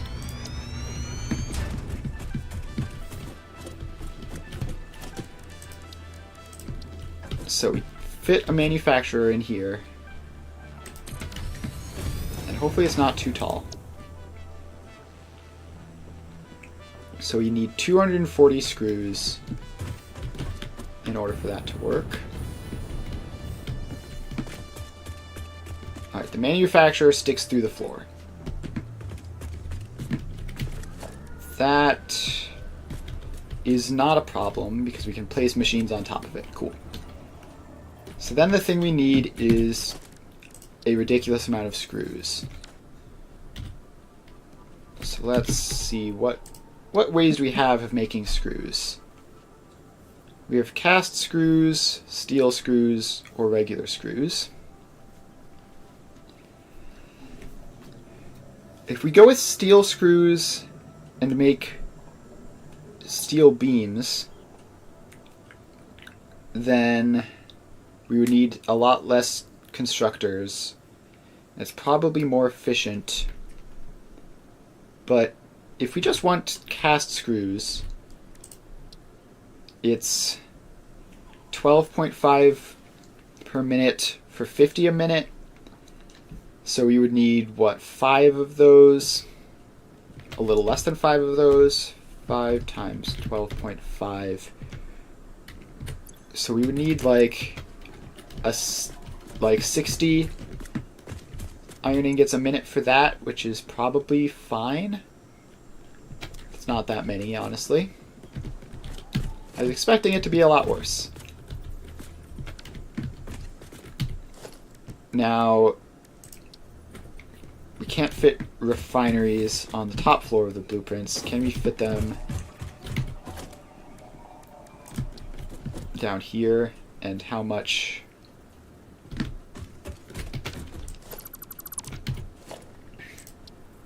How much do these even make? Pure iron ingots. So we would only need 1 refinery, but we'd also need to bring in water. Alright, what if we just set up the ingot production in a separate thing and then brought it in? I think that makes more sense than filling up, because then like having to deal with that on basically every recipe we ever do.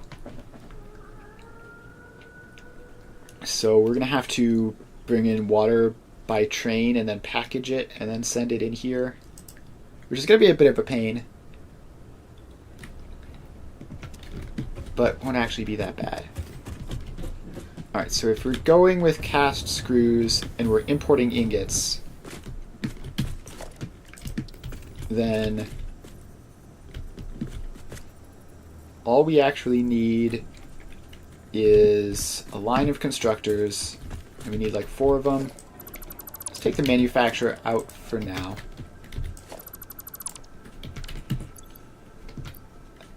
No, I need a door because I'm going to be in and out of this probably. So let's make this the conveyor wall. Wait, we need, this also is going to be importing the other ingredients for the heavy modular frames. How many inputs do we need? So we need 4 inputs for this: modular frames, pipes, encased industrial beams, ingots for screws, and and then 1 output. So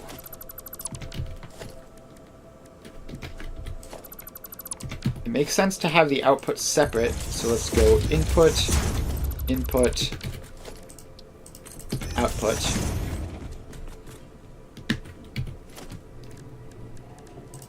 And then most of these are just going to go down to the bottom floor immediately.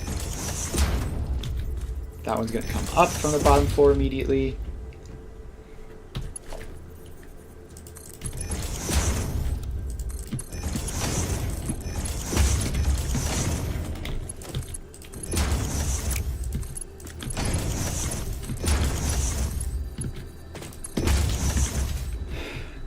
Alright. Then this one can be the source of screws, so we need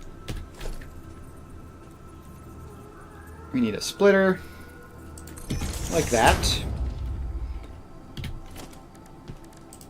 and then 5 constructors in a manifold, which Will that even fit side by side?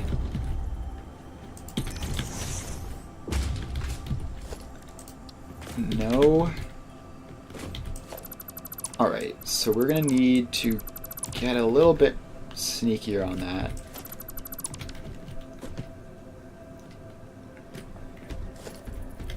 So if we have this splitter here, that saves us some vertical space.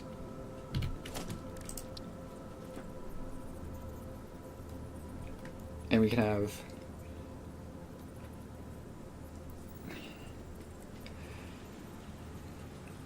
those. We can have these like here, I guess.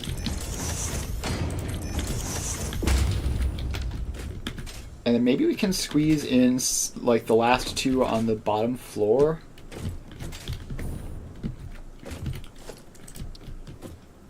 Because we really don't have room for all of this as it is. So let's have a floor hole back here, which I think is lined up to that splitter. I guess I should just put the rest of the splitters for the manifold in. Put that in, put that in. Take that out, put that in.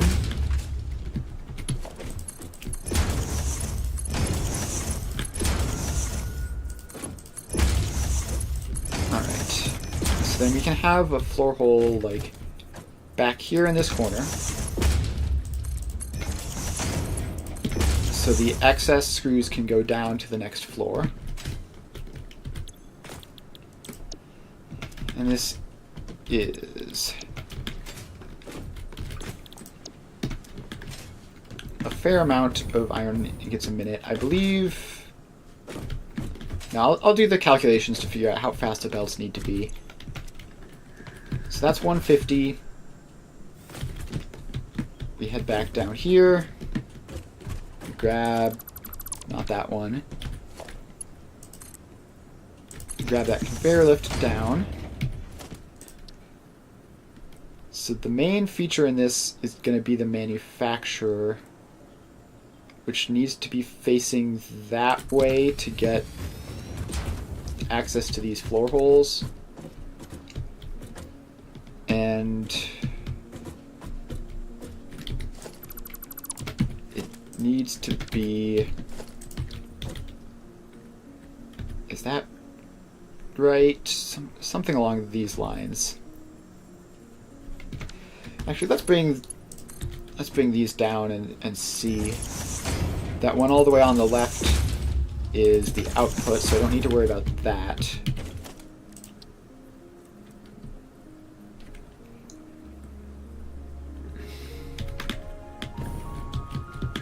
Is this lined up with all of them?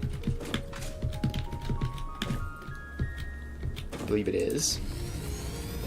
So let's place it in. But there's not going to be enough room there to get the outputs out. So we need to move this closer in. Like right there.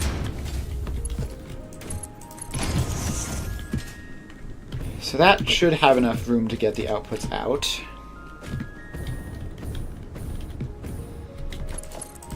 But we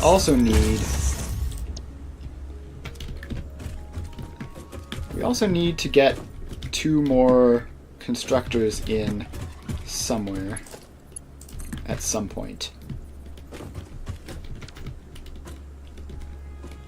And I think we have to squeeze the remaining constructors on the top floor. The manufacturer is just too big. Alright, so...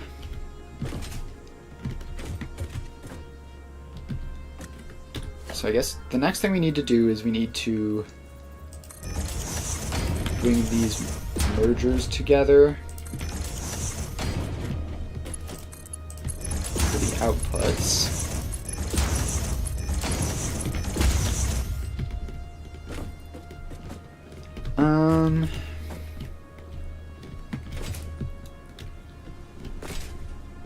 Alright, so we have those mergers together, but there's not enough room even for bringing them down to the bottom floor.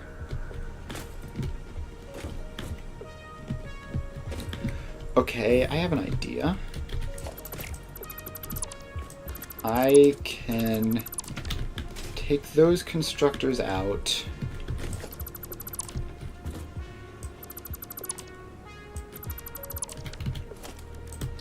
And so that is like the farthest to that side that they can go. Which means no, but that won't work because we need to get the output. Fitting 5 constructors on a single floor should be easy. Why is it not easy?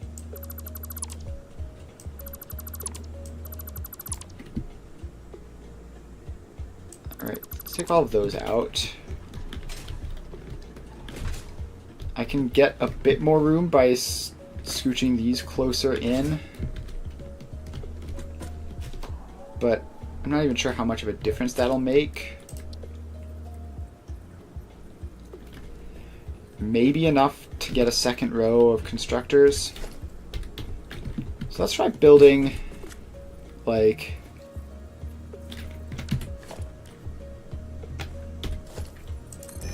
that is how much space a merger needs.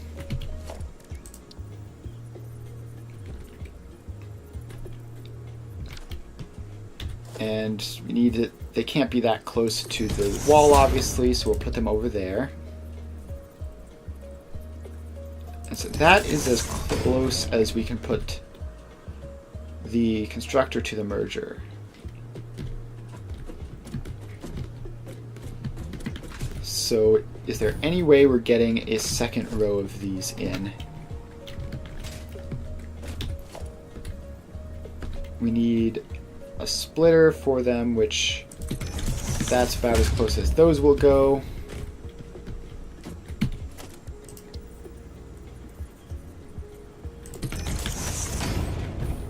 And then that, and then another merger, I guess technically fits.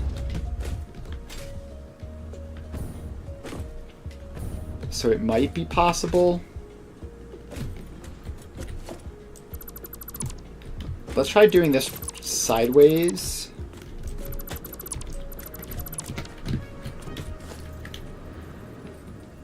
So if we have this merger here,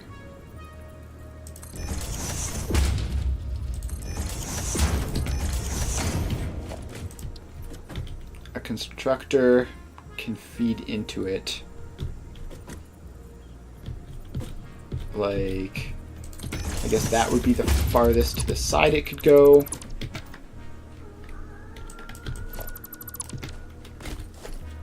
So we would just line the merger up with that.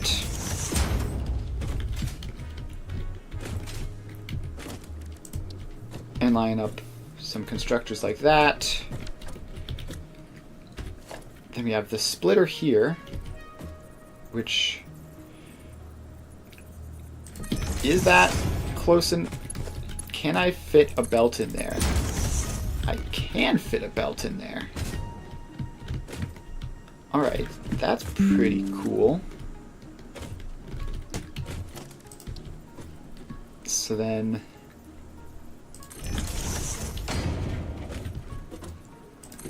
we fit 3 that way. We have this line of splitters here.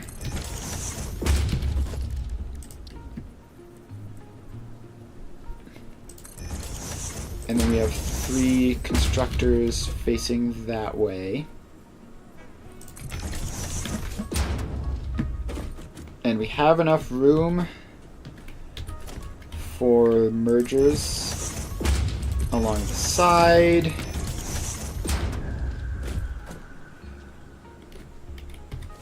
But do we have enough room for a conveyor lift? We do. Alright, so then we could have that, And then the same thing on this side should be even easier space-wise.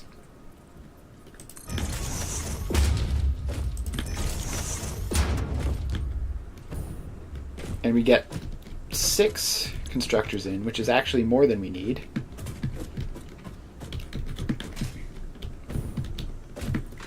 So I guess we... Okay, so if we take that out and make this run that way, then we can have both of the screw... No, we don't want that. We want both of the screw outputs at the front, I think.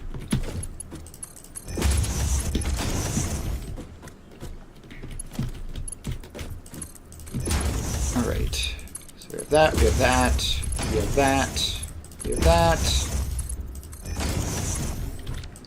It's done something ridiculous again. Alright, I think I've already put that belt in. Yep.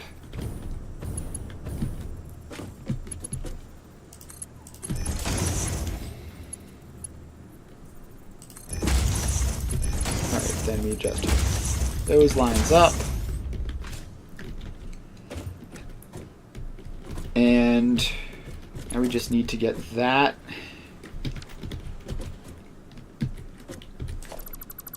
Now we just need to get from this into there, which...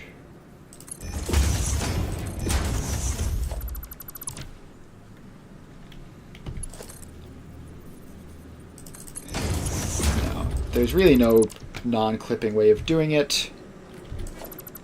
So we're just going to have it flat.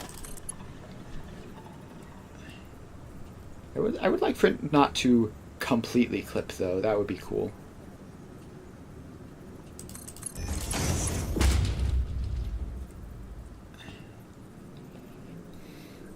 So if we have it like that, then it only clips in a corner, which is fine.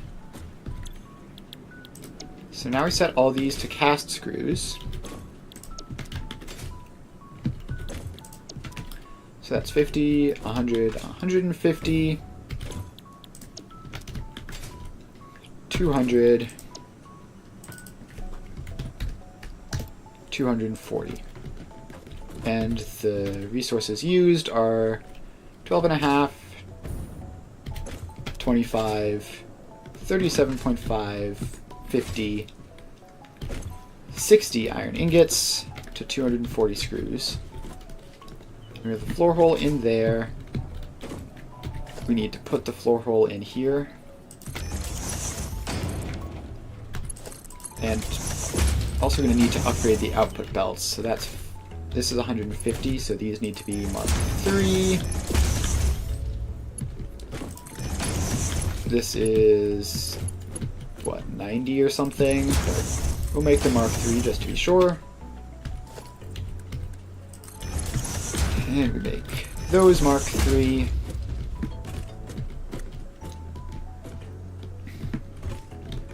Alright, now we get down to here.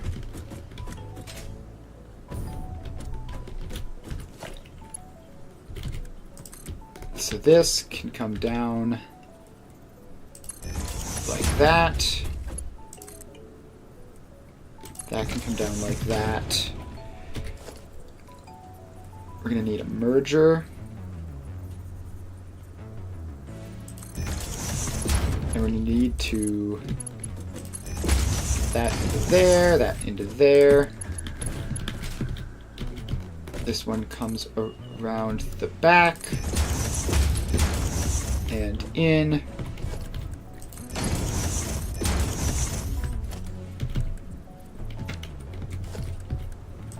And then these belts need to be Mark 3.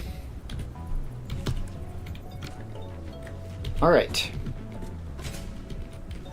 So that should be that. And now we just need to bring the output belt around and in there.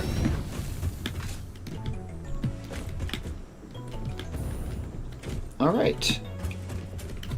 And this should make 2 heavy modular frames a minute, assuming we input all of the rest of the stuff.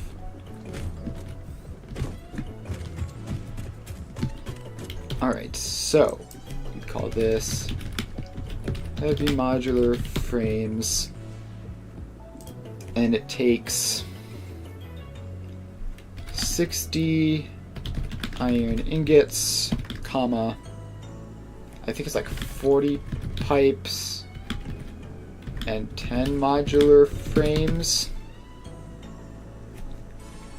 to 2 heavy modular frames.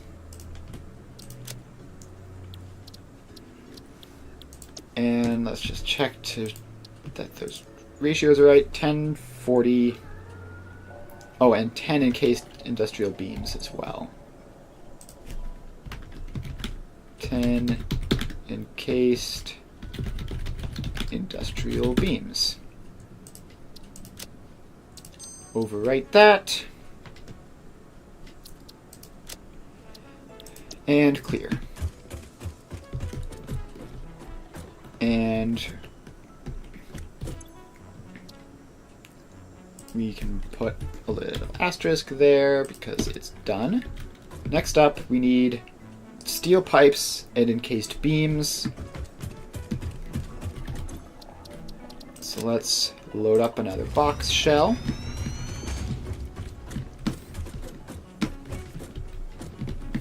And start at the top floor because that's where the inputs are.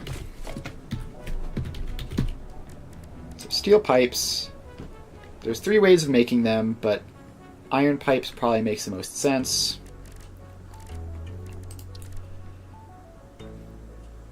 So if we need 10 encased industrial beams,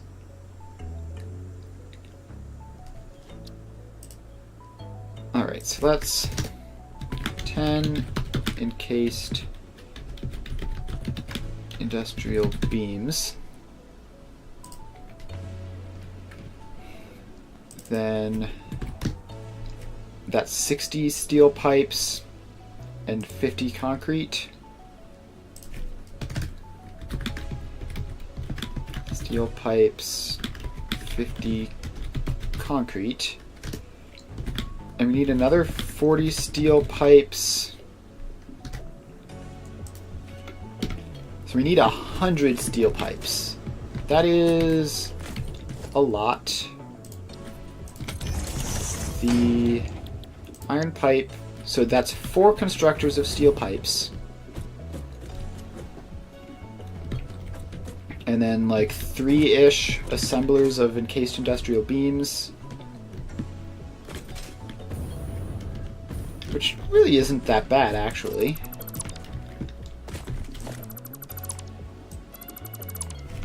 Now, we're not going to make concrete here for the same reason we're not making ingots here, because there's a wet concrete recipe, which is just more efficient. So, let's get conveyor wall in for iron ingots and concrete. And a conveyor wall in for the output.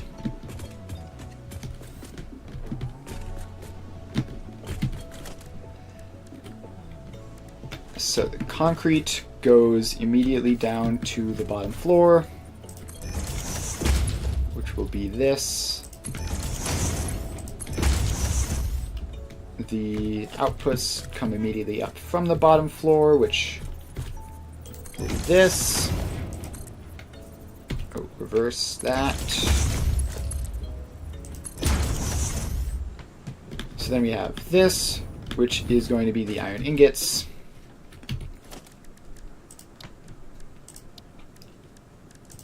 And we need 4 constructors.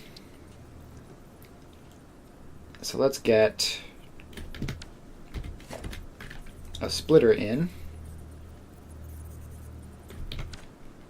Now let's actually fit the constructors in because they're larger than the splitters. So we start with this. We put the splitter in here, feeding from that direction. Feed that in there. And that in there.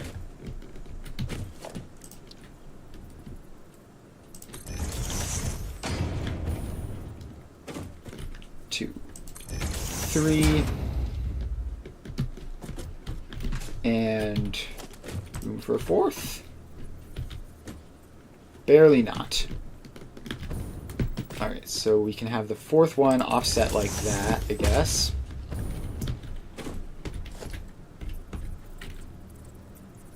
And then put the splitters in.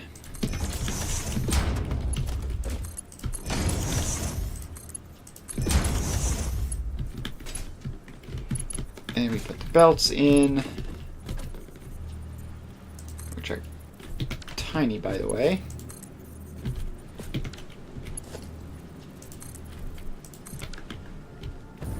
Is this like backwards or something? Why is it not working?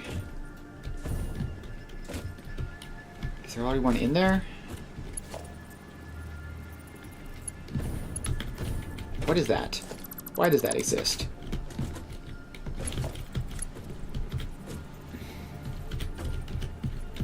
Alright, is there a belt in here? Yes, alright. Put that in there. Hook those up. Put that in there. And then we hook that up to that.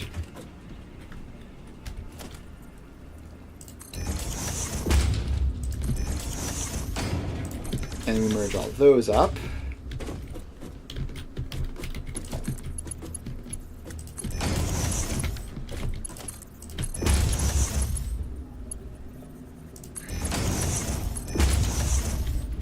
Oh, I just realized there are 2 outputs to this, which doesn't really make a difference to anything we've done so far. We just need to take that out and put in a double conveyor wall. And put in 2 conveyors here. There and there. Because this also outputs steel pipes as well as the encased beams which it's making with them.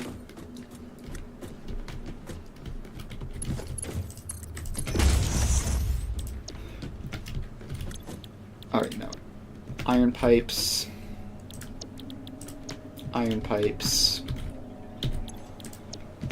iron pipes, iron pipes, and that is a staggering 400 iron ingots as input to this. And I'm going to need to get in there and upgrade the belts.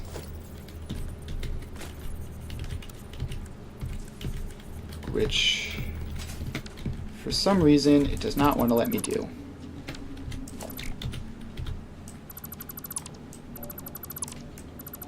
So let's just tear that out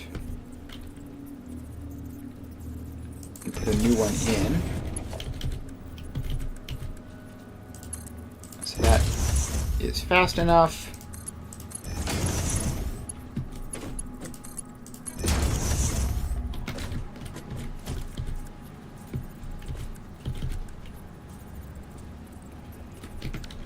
Yeah, I'm gonna have to take all of these out and just place them correctly the first time.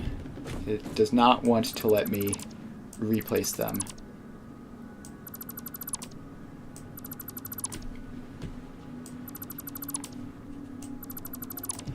Alright, so we get our splitters back in.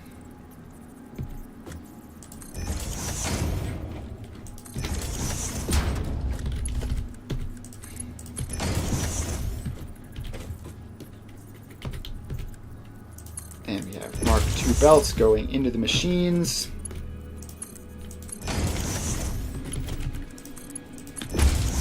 And Mark IV belts going between them.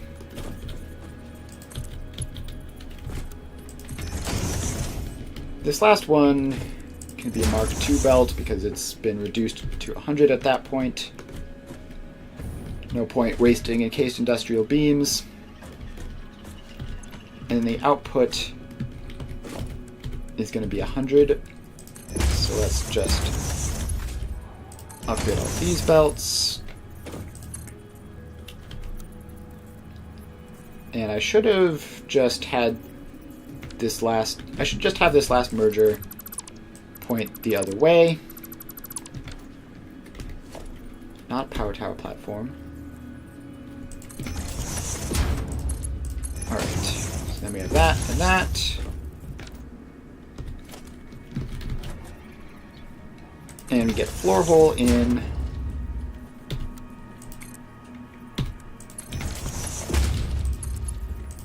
And we feed that down.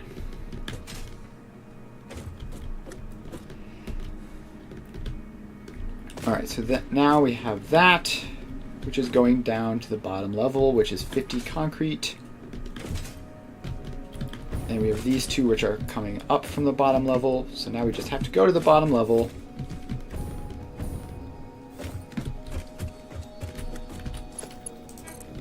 Grab that down. Grab that down.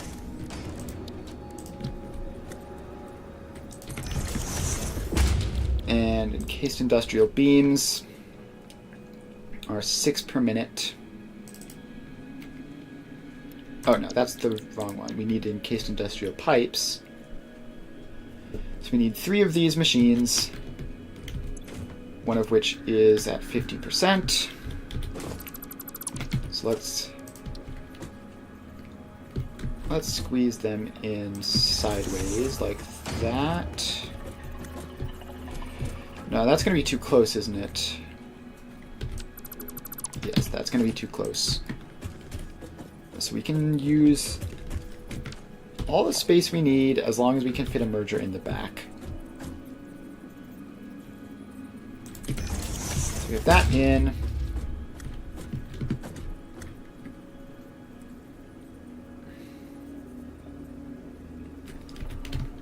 Alright, is this as far left as it can go? Yes. And it seems like we might be able to clip it with the merger to save some space. Let's do that.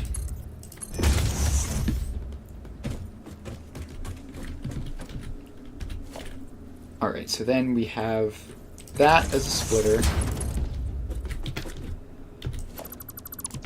This belt will need to come down like some weird way to go in. Yeah, okay, we have plenty of free space there, so let's use some of it to have this line up there.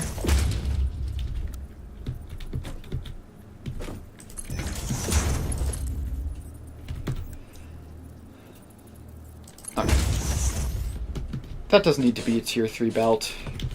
Let's make it a tier 2 because it's 100 steel pipes. And we just need to fit in 2 more assemblers.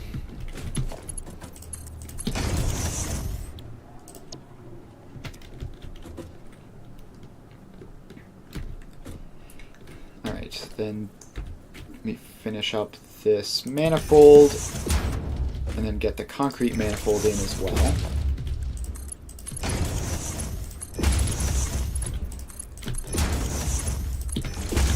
Alright, so that is that. And then that will conveniently finish off the rest of the journey to the outside. The concrete, meanwhile, has to be a bit higher up. So we have that up there. And does this snap directly in? It looks like it. I'm going to assume that that's what it's doing there.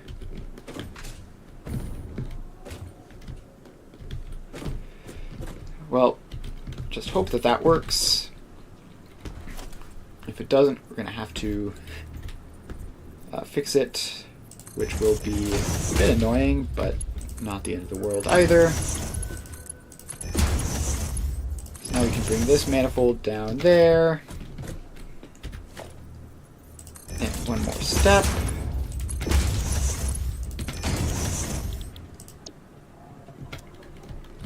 So that is 20, 40.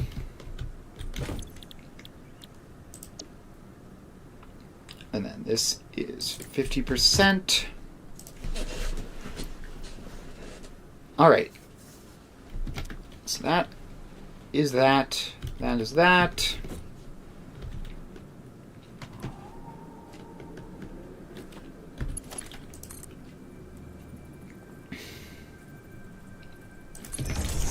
So now the remains of that go up there. That's 40 steel pipes left over.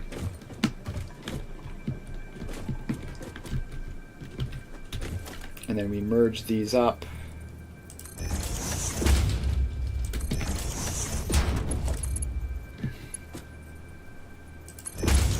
Which I guess that didn't line up quite right, but still fits, so what do I care? And then have that come down there. And that feed into it.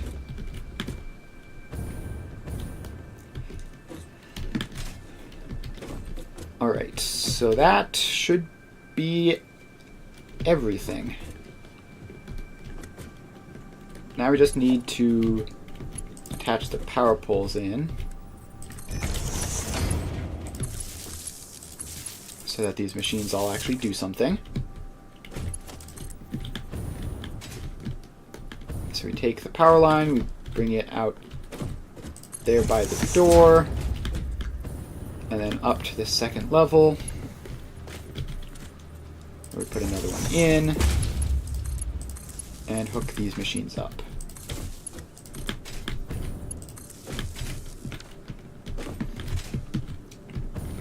Alright, that is that.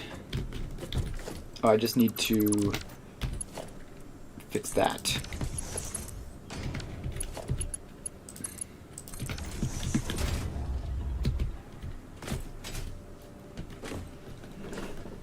Alright, that's all sorted. Those all have output belts. Alright, I think this is good. So it takes in, what, 400 ingots and 50...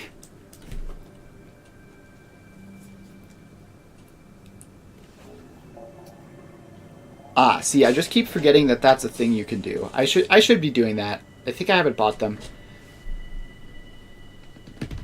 Alright, encased beams plus steel beams.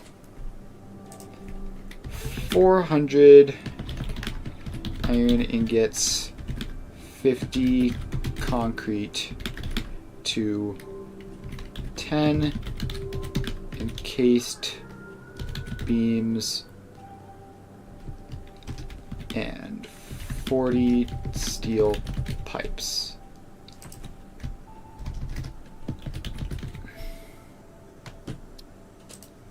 Yeah, definitely. I forget that that's a thing that you can do. Alright, so that is that done. Steel pipes and encased beams. Check. Modular frames. What do we need? 10 modular frames? We have a modular frame factory already, but I don't think it does enough. Yeah, it does 2. Alright, let's load up a box shell and see what we can do.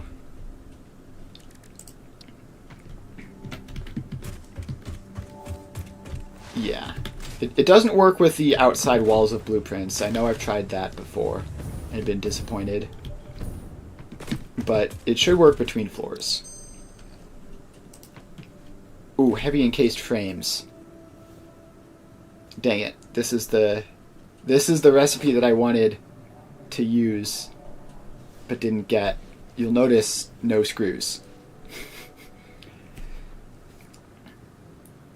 So I don't know. I'm like halfway through. I'm like halfway through. Do I take it or do I not take it?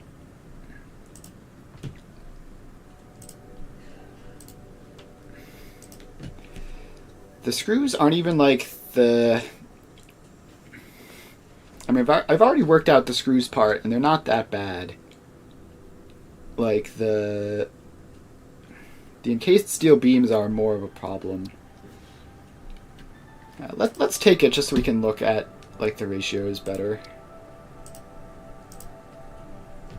So this is less modular frames, less steel pipes, less encased beams, more concrete, and yeah, okay. This is clearly, like, objectively better by a significant margin. It's literally less of everything except is literally less of everything except concrete. Alright, so let's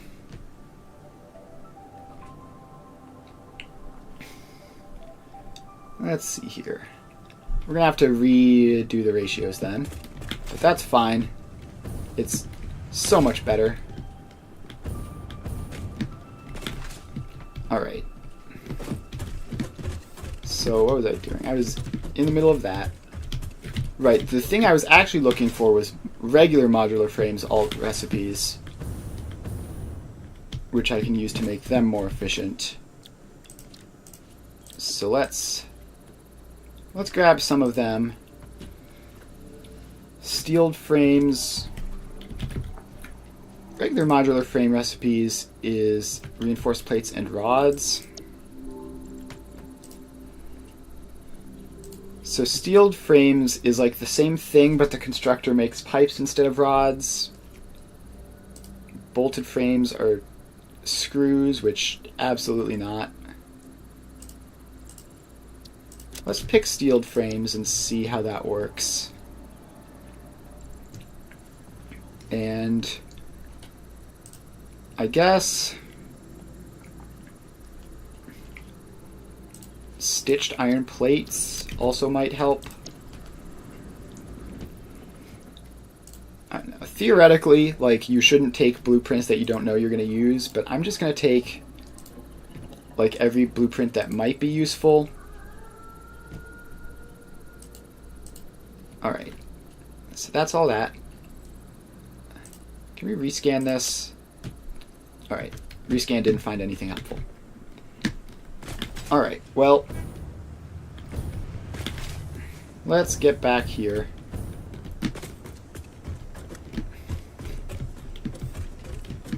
So first off,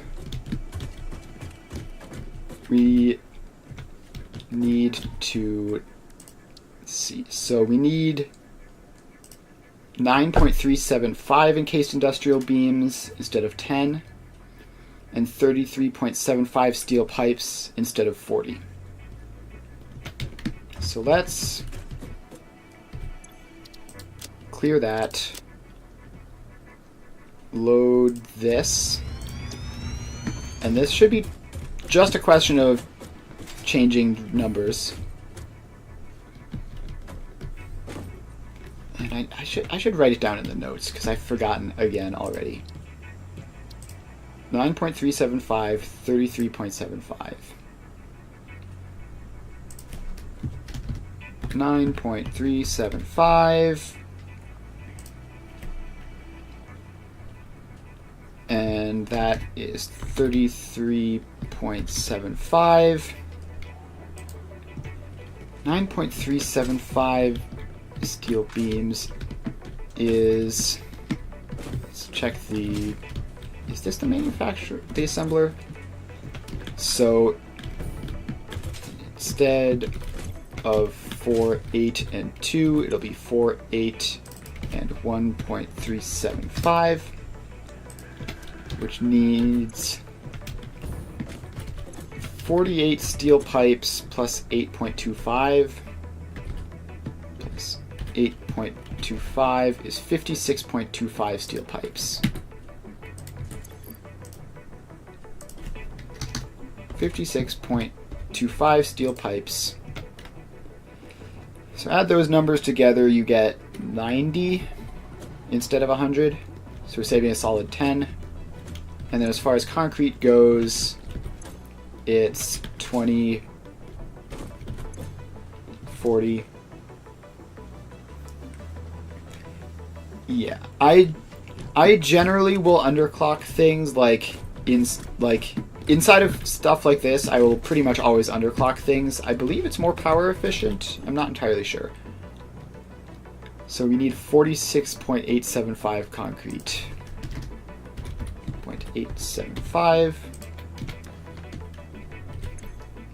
Alright, so that is set to 9.375.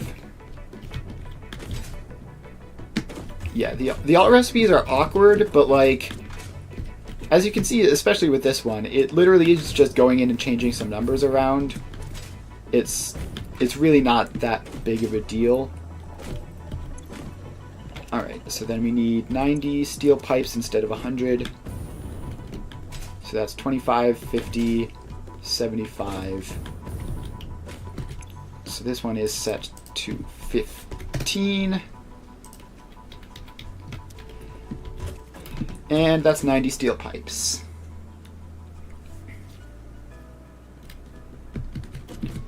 Yeah, so for like massive factories that produce a large number of a single thing, I'll always tend towards overkill.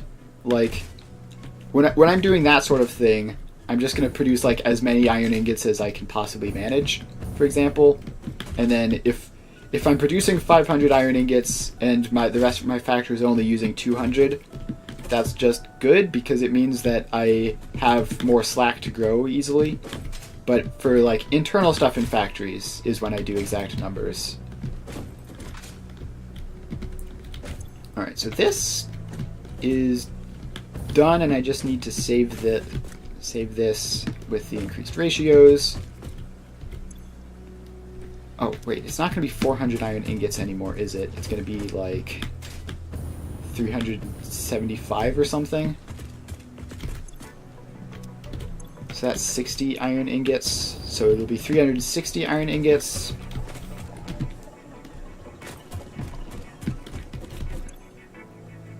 Alright.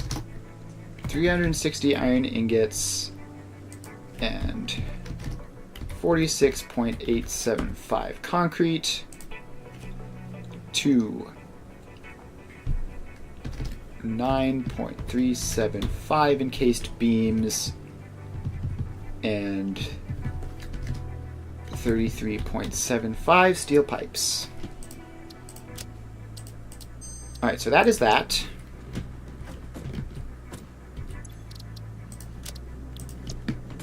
Alright, so now that is actually finished. The next thing we need to do is screws plus manufacturers and make that just concrete plus manufacturers, I guess.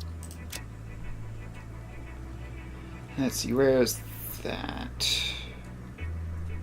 Heavy modular frames, load that up. Alright, so now you change to heavy encased frames.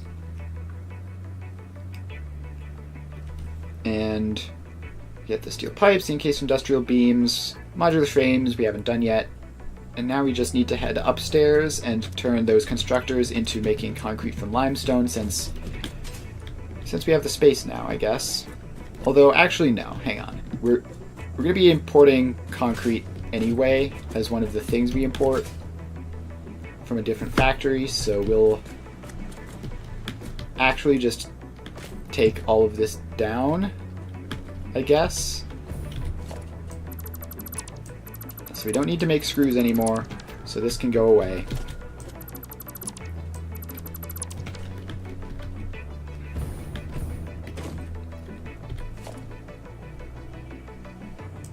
And let's take the constructors out.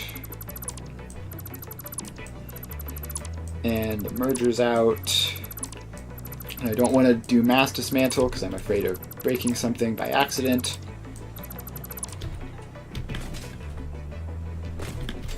Alright. And then this will just be another one of these.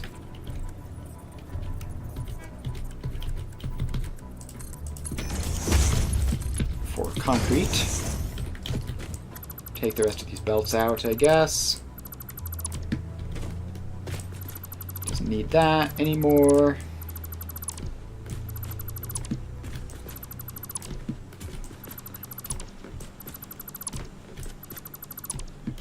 Alright, almost done clearing this floor up. Gosh, there sure is a lot of junk on this floor. Alright, so now this top floor purely just does inputs and output stuff, which is somewhat silly. Like, we take that out. We take these extraneous belts out.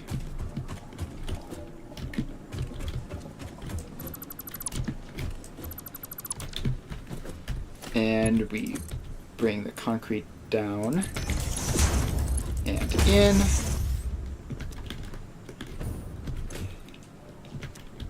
And there you have it.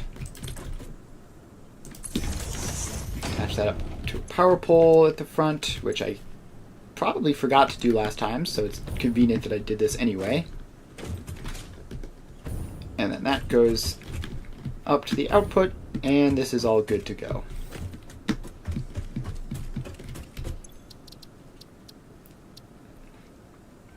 Alright, so we take that out. And this is 33.75 pipes. I think it's 7.5 modular frames. And 9.375 encased industrial beams. And like 20 point... I'm going to guess 20.375 concrete to 2.813. I'm going to guess that those numbers are correct, and then check. 20.625 concrete, and technically it's 0.812 heavy modular frames. 625. Alright, so that is that. So now we're on to modular frames, and this is going to be iron ore and concrete. It's going to be iron ingots and concrete, not zoncrete.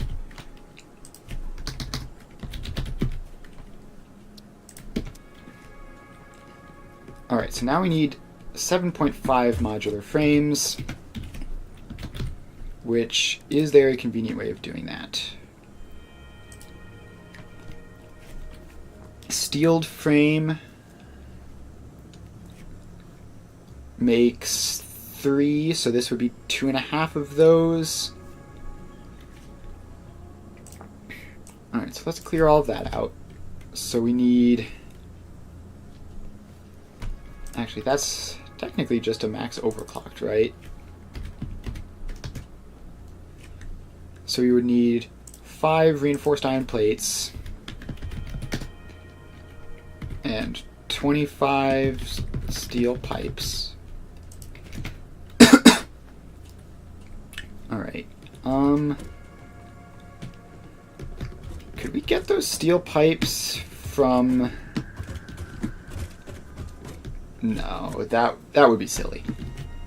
So 25 steel pipes is actually just one constructor, I think. Which is actually not bad at all. So let's load up another shell. I guess take all this stuff out of this box. There's no point in letting that fill up. Alright, so we need...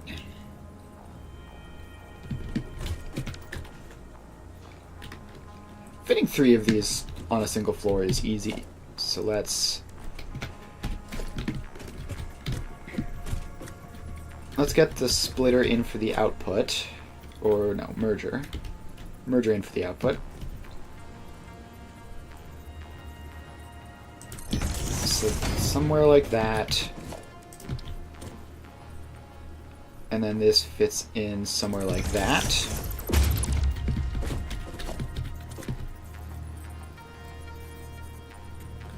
Why do I keep using splitters? Alright, which way does that... I have that pointing the wrong direction. I don't know, suddenly I've gotten very bad at placing mergers. Alright, so I need that, so that fits. Second assembler, third assembler.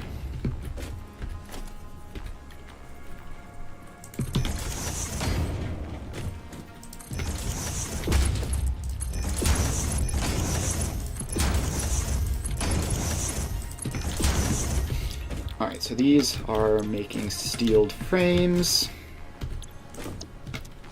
And this last one is 1.5.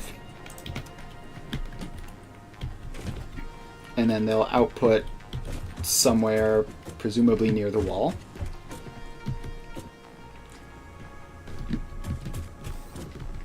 And so we need reinforced iron plates, but not that many of them, and steel pipes, but a lot of them.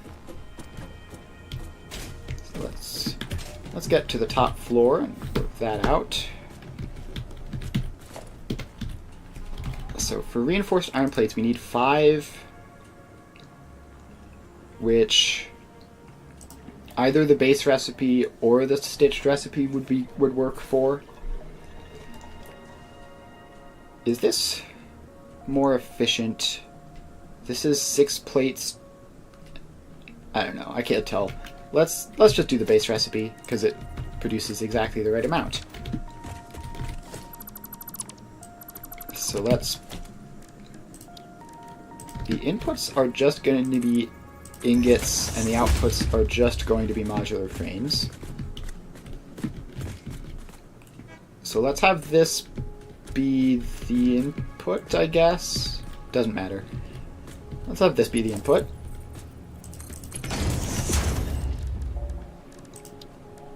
So we need to split the iron ingots. So some of them make plates. How many plates do I need for this? I need 30 plates a minute and 60 screws a minute. That's 20 plates. Is there any way I can make more plates easily?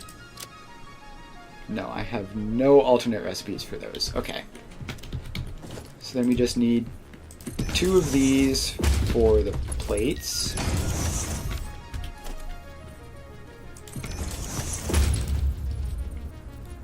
That's backwards.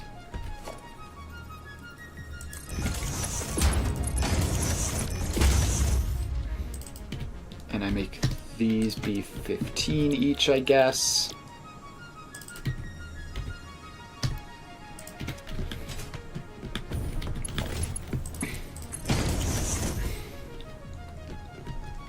Alright, so that is that. Then we need a pair of constructors for screws. This is actually going to be pretty tight, isn't it? Because we need another assembler on the bottom floor. Alright, so these make cast screws. These make cast screws. And we only need 30 from each for 60 total.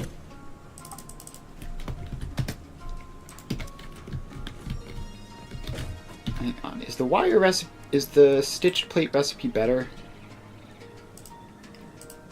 37 wire a minute. Iron wire makes... Okay, so no, it wouldn't help. Alright. So we take these 2. We merge them together.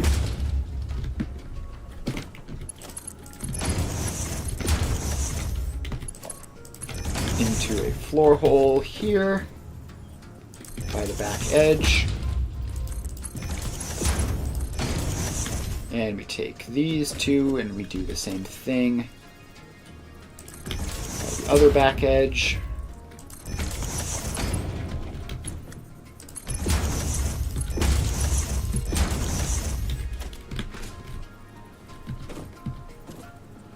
There's no way we're fitting an assembler in this, right? Maybe, actually? If we really squeeze it in...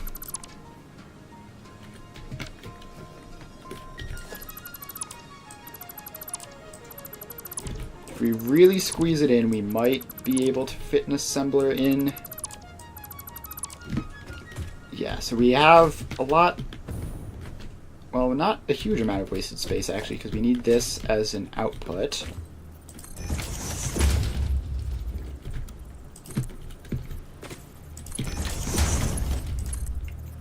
So we need that, which means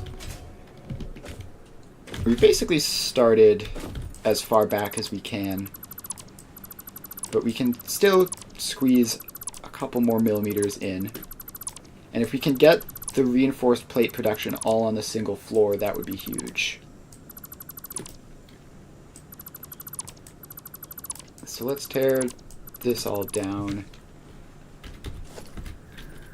and move it as close in as it'll go.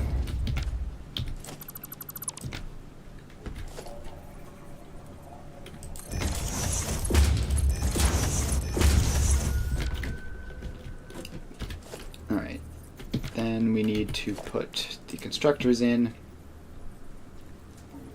and again, as close in as they'll go.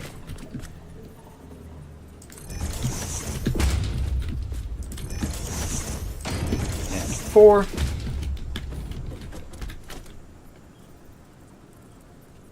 And then we put the splitters in.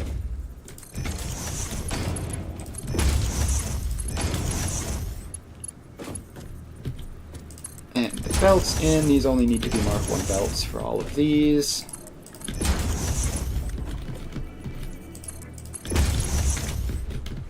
Alright, so then we have cast screws at 30 a minute. We have cast screws at 30 a minute. We have iron plates at 15. And iron plates at 15. Alright, then we still need to get some of the iron ingots out for the pipes. So maybe,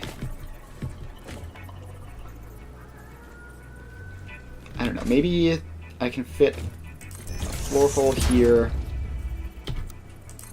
have that, and then that. Alright, so we have that, so the pipes can be constructed on the second level. Now we need the assembler.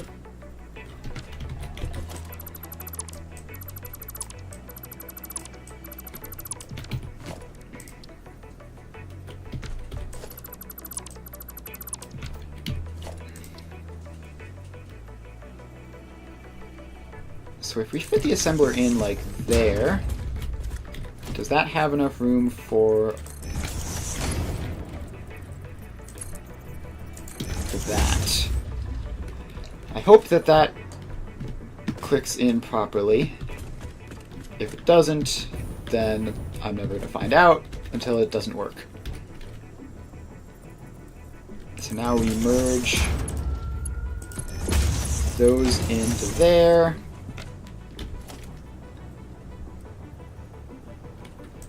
And we merge those into there. And we get the assembler all set up for 5 reinforced iron plates a minute.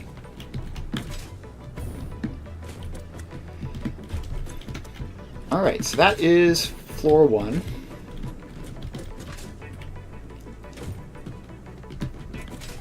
So now we just have to get out to floor 2 and keep in mind that the reinforced plates are there and the iron ingots for the steel pipes are there. We still need to construct the steel pipes.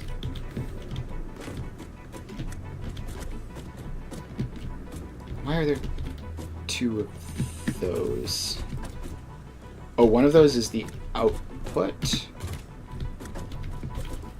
Yes, so these are the iron ingots for the steel pipes.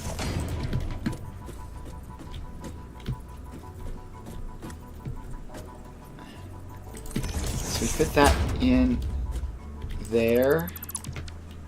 Oh, no, although maybe... No, those are not going to snap properly. We need that even further over to that edge.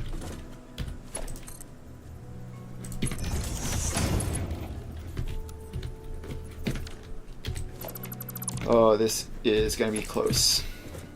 Feel that facing...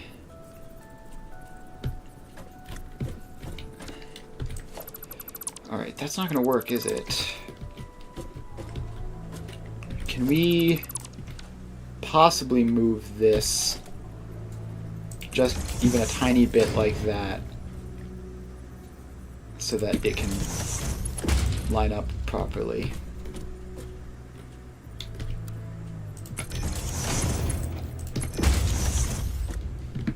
So if that does line up properly, then that'll work. If we can make it work up top. Which, yeah, probably. Like that. And like that. Alright. Ah, jeez. Look, the time has gone fast. It's 5:03. I'm going to finish up this blueprint because we are very close to either finishing it or determining it's impossible. So let's get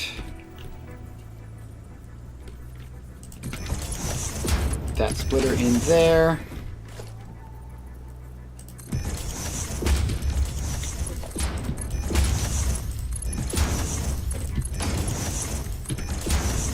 All right, now for these,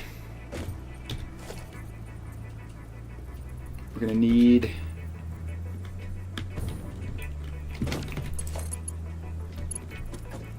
to do some creative belting.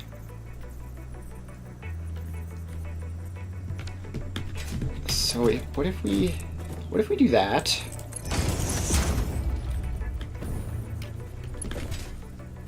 And then, is there any more space? Yes, there is. I can save some space by pushing these back further.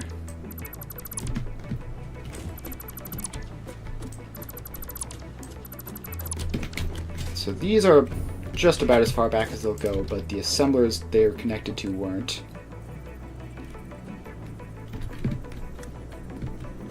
Can I nudge that? Maybe?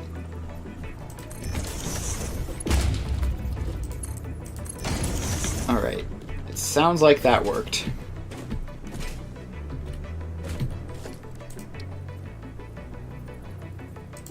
So let's get these lined up.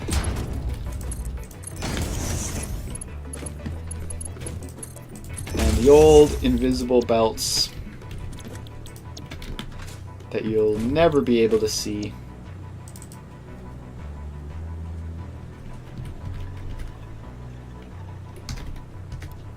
Hang on, wait. Right, we're doing steeled frames. I almost panicked and thought we'd done the math wrong. We're using the steeled frame alt recipe, which makes that 3, 6, and then one of these is 1.5. Alright, so we've recovered some space there, which means we can squeeze these even closer in. And maybe this will give us enough space to make this work.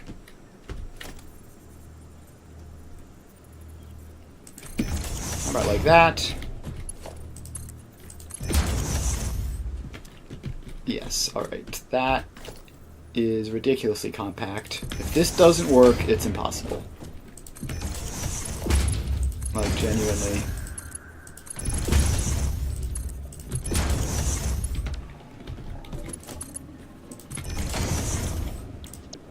Alright, so this is iron pipes.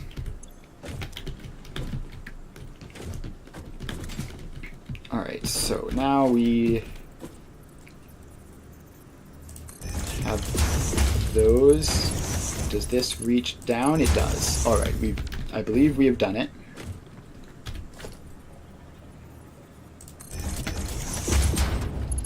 So then that comes across there, that goes down there.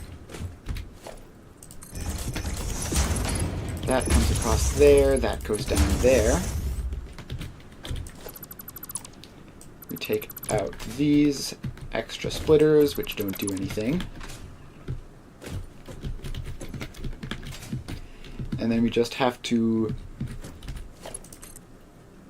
bring this belt down to approximately here.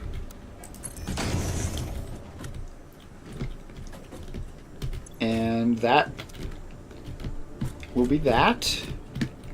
And we just come around the back. Bring the output out.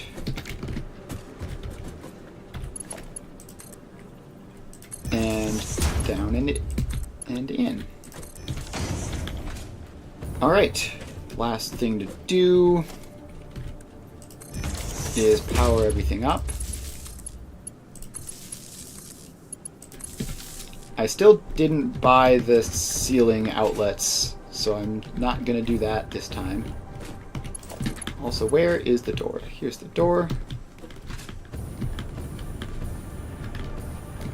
Alright, where's the... Alright, there we go.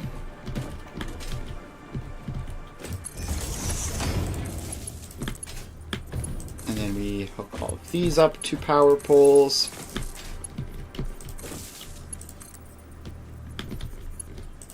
And that.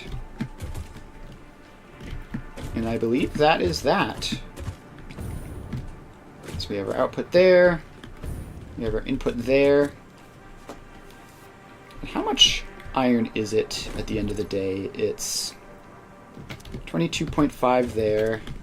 45 total.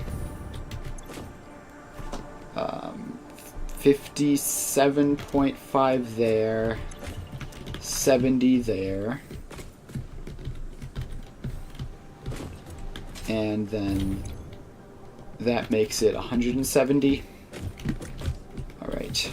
If it's 170, we need to upgrade the belts.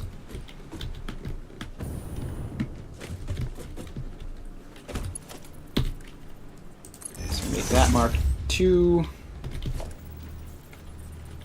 Make that mark 2. So that'll be enough to fill this one up. And then we have to make all the top ones mark 3.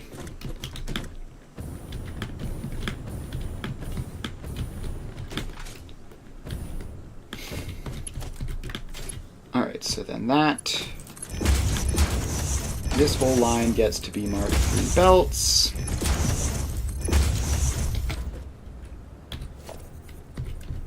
And that lift is marked 3. And then the rest of this will be fine. Alright. I think that is that. It's 170 ingots to 7.5 modular frames. Modular frames for HMF. 170 ingots to 7.5 modular frames. Save. Alright. So that is that. I can mark that done. And now we have everything we need except for the iron ingots and concrete to make our heavy modular frames. So we ran a bit over. I didn't want to stop in the middle of making a blueprint. But we are going to call it today. So next time we are going to take a silly amount of iron ore and water and convert it into an even more ridiculous amount of iron ingots and do similar stuff with concrete. And then we can put this factory together and start making heavy modular frames. So yeah, that will be on Friday. We obviously have Magic the Gathering tomorrow.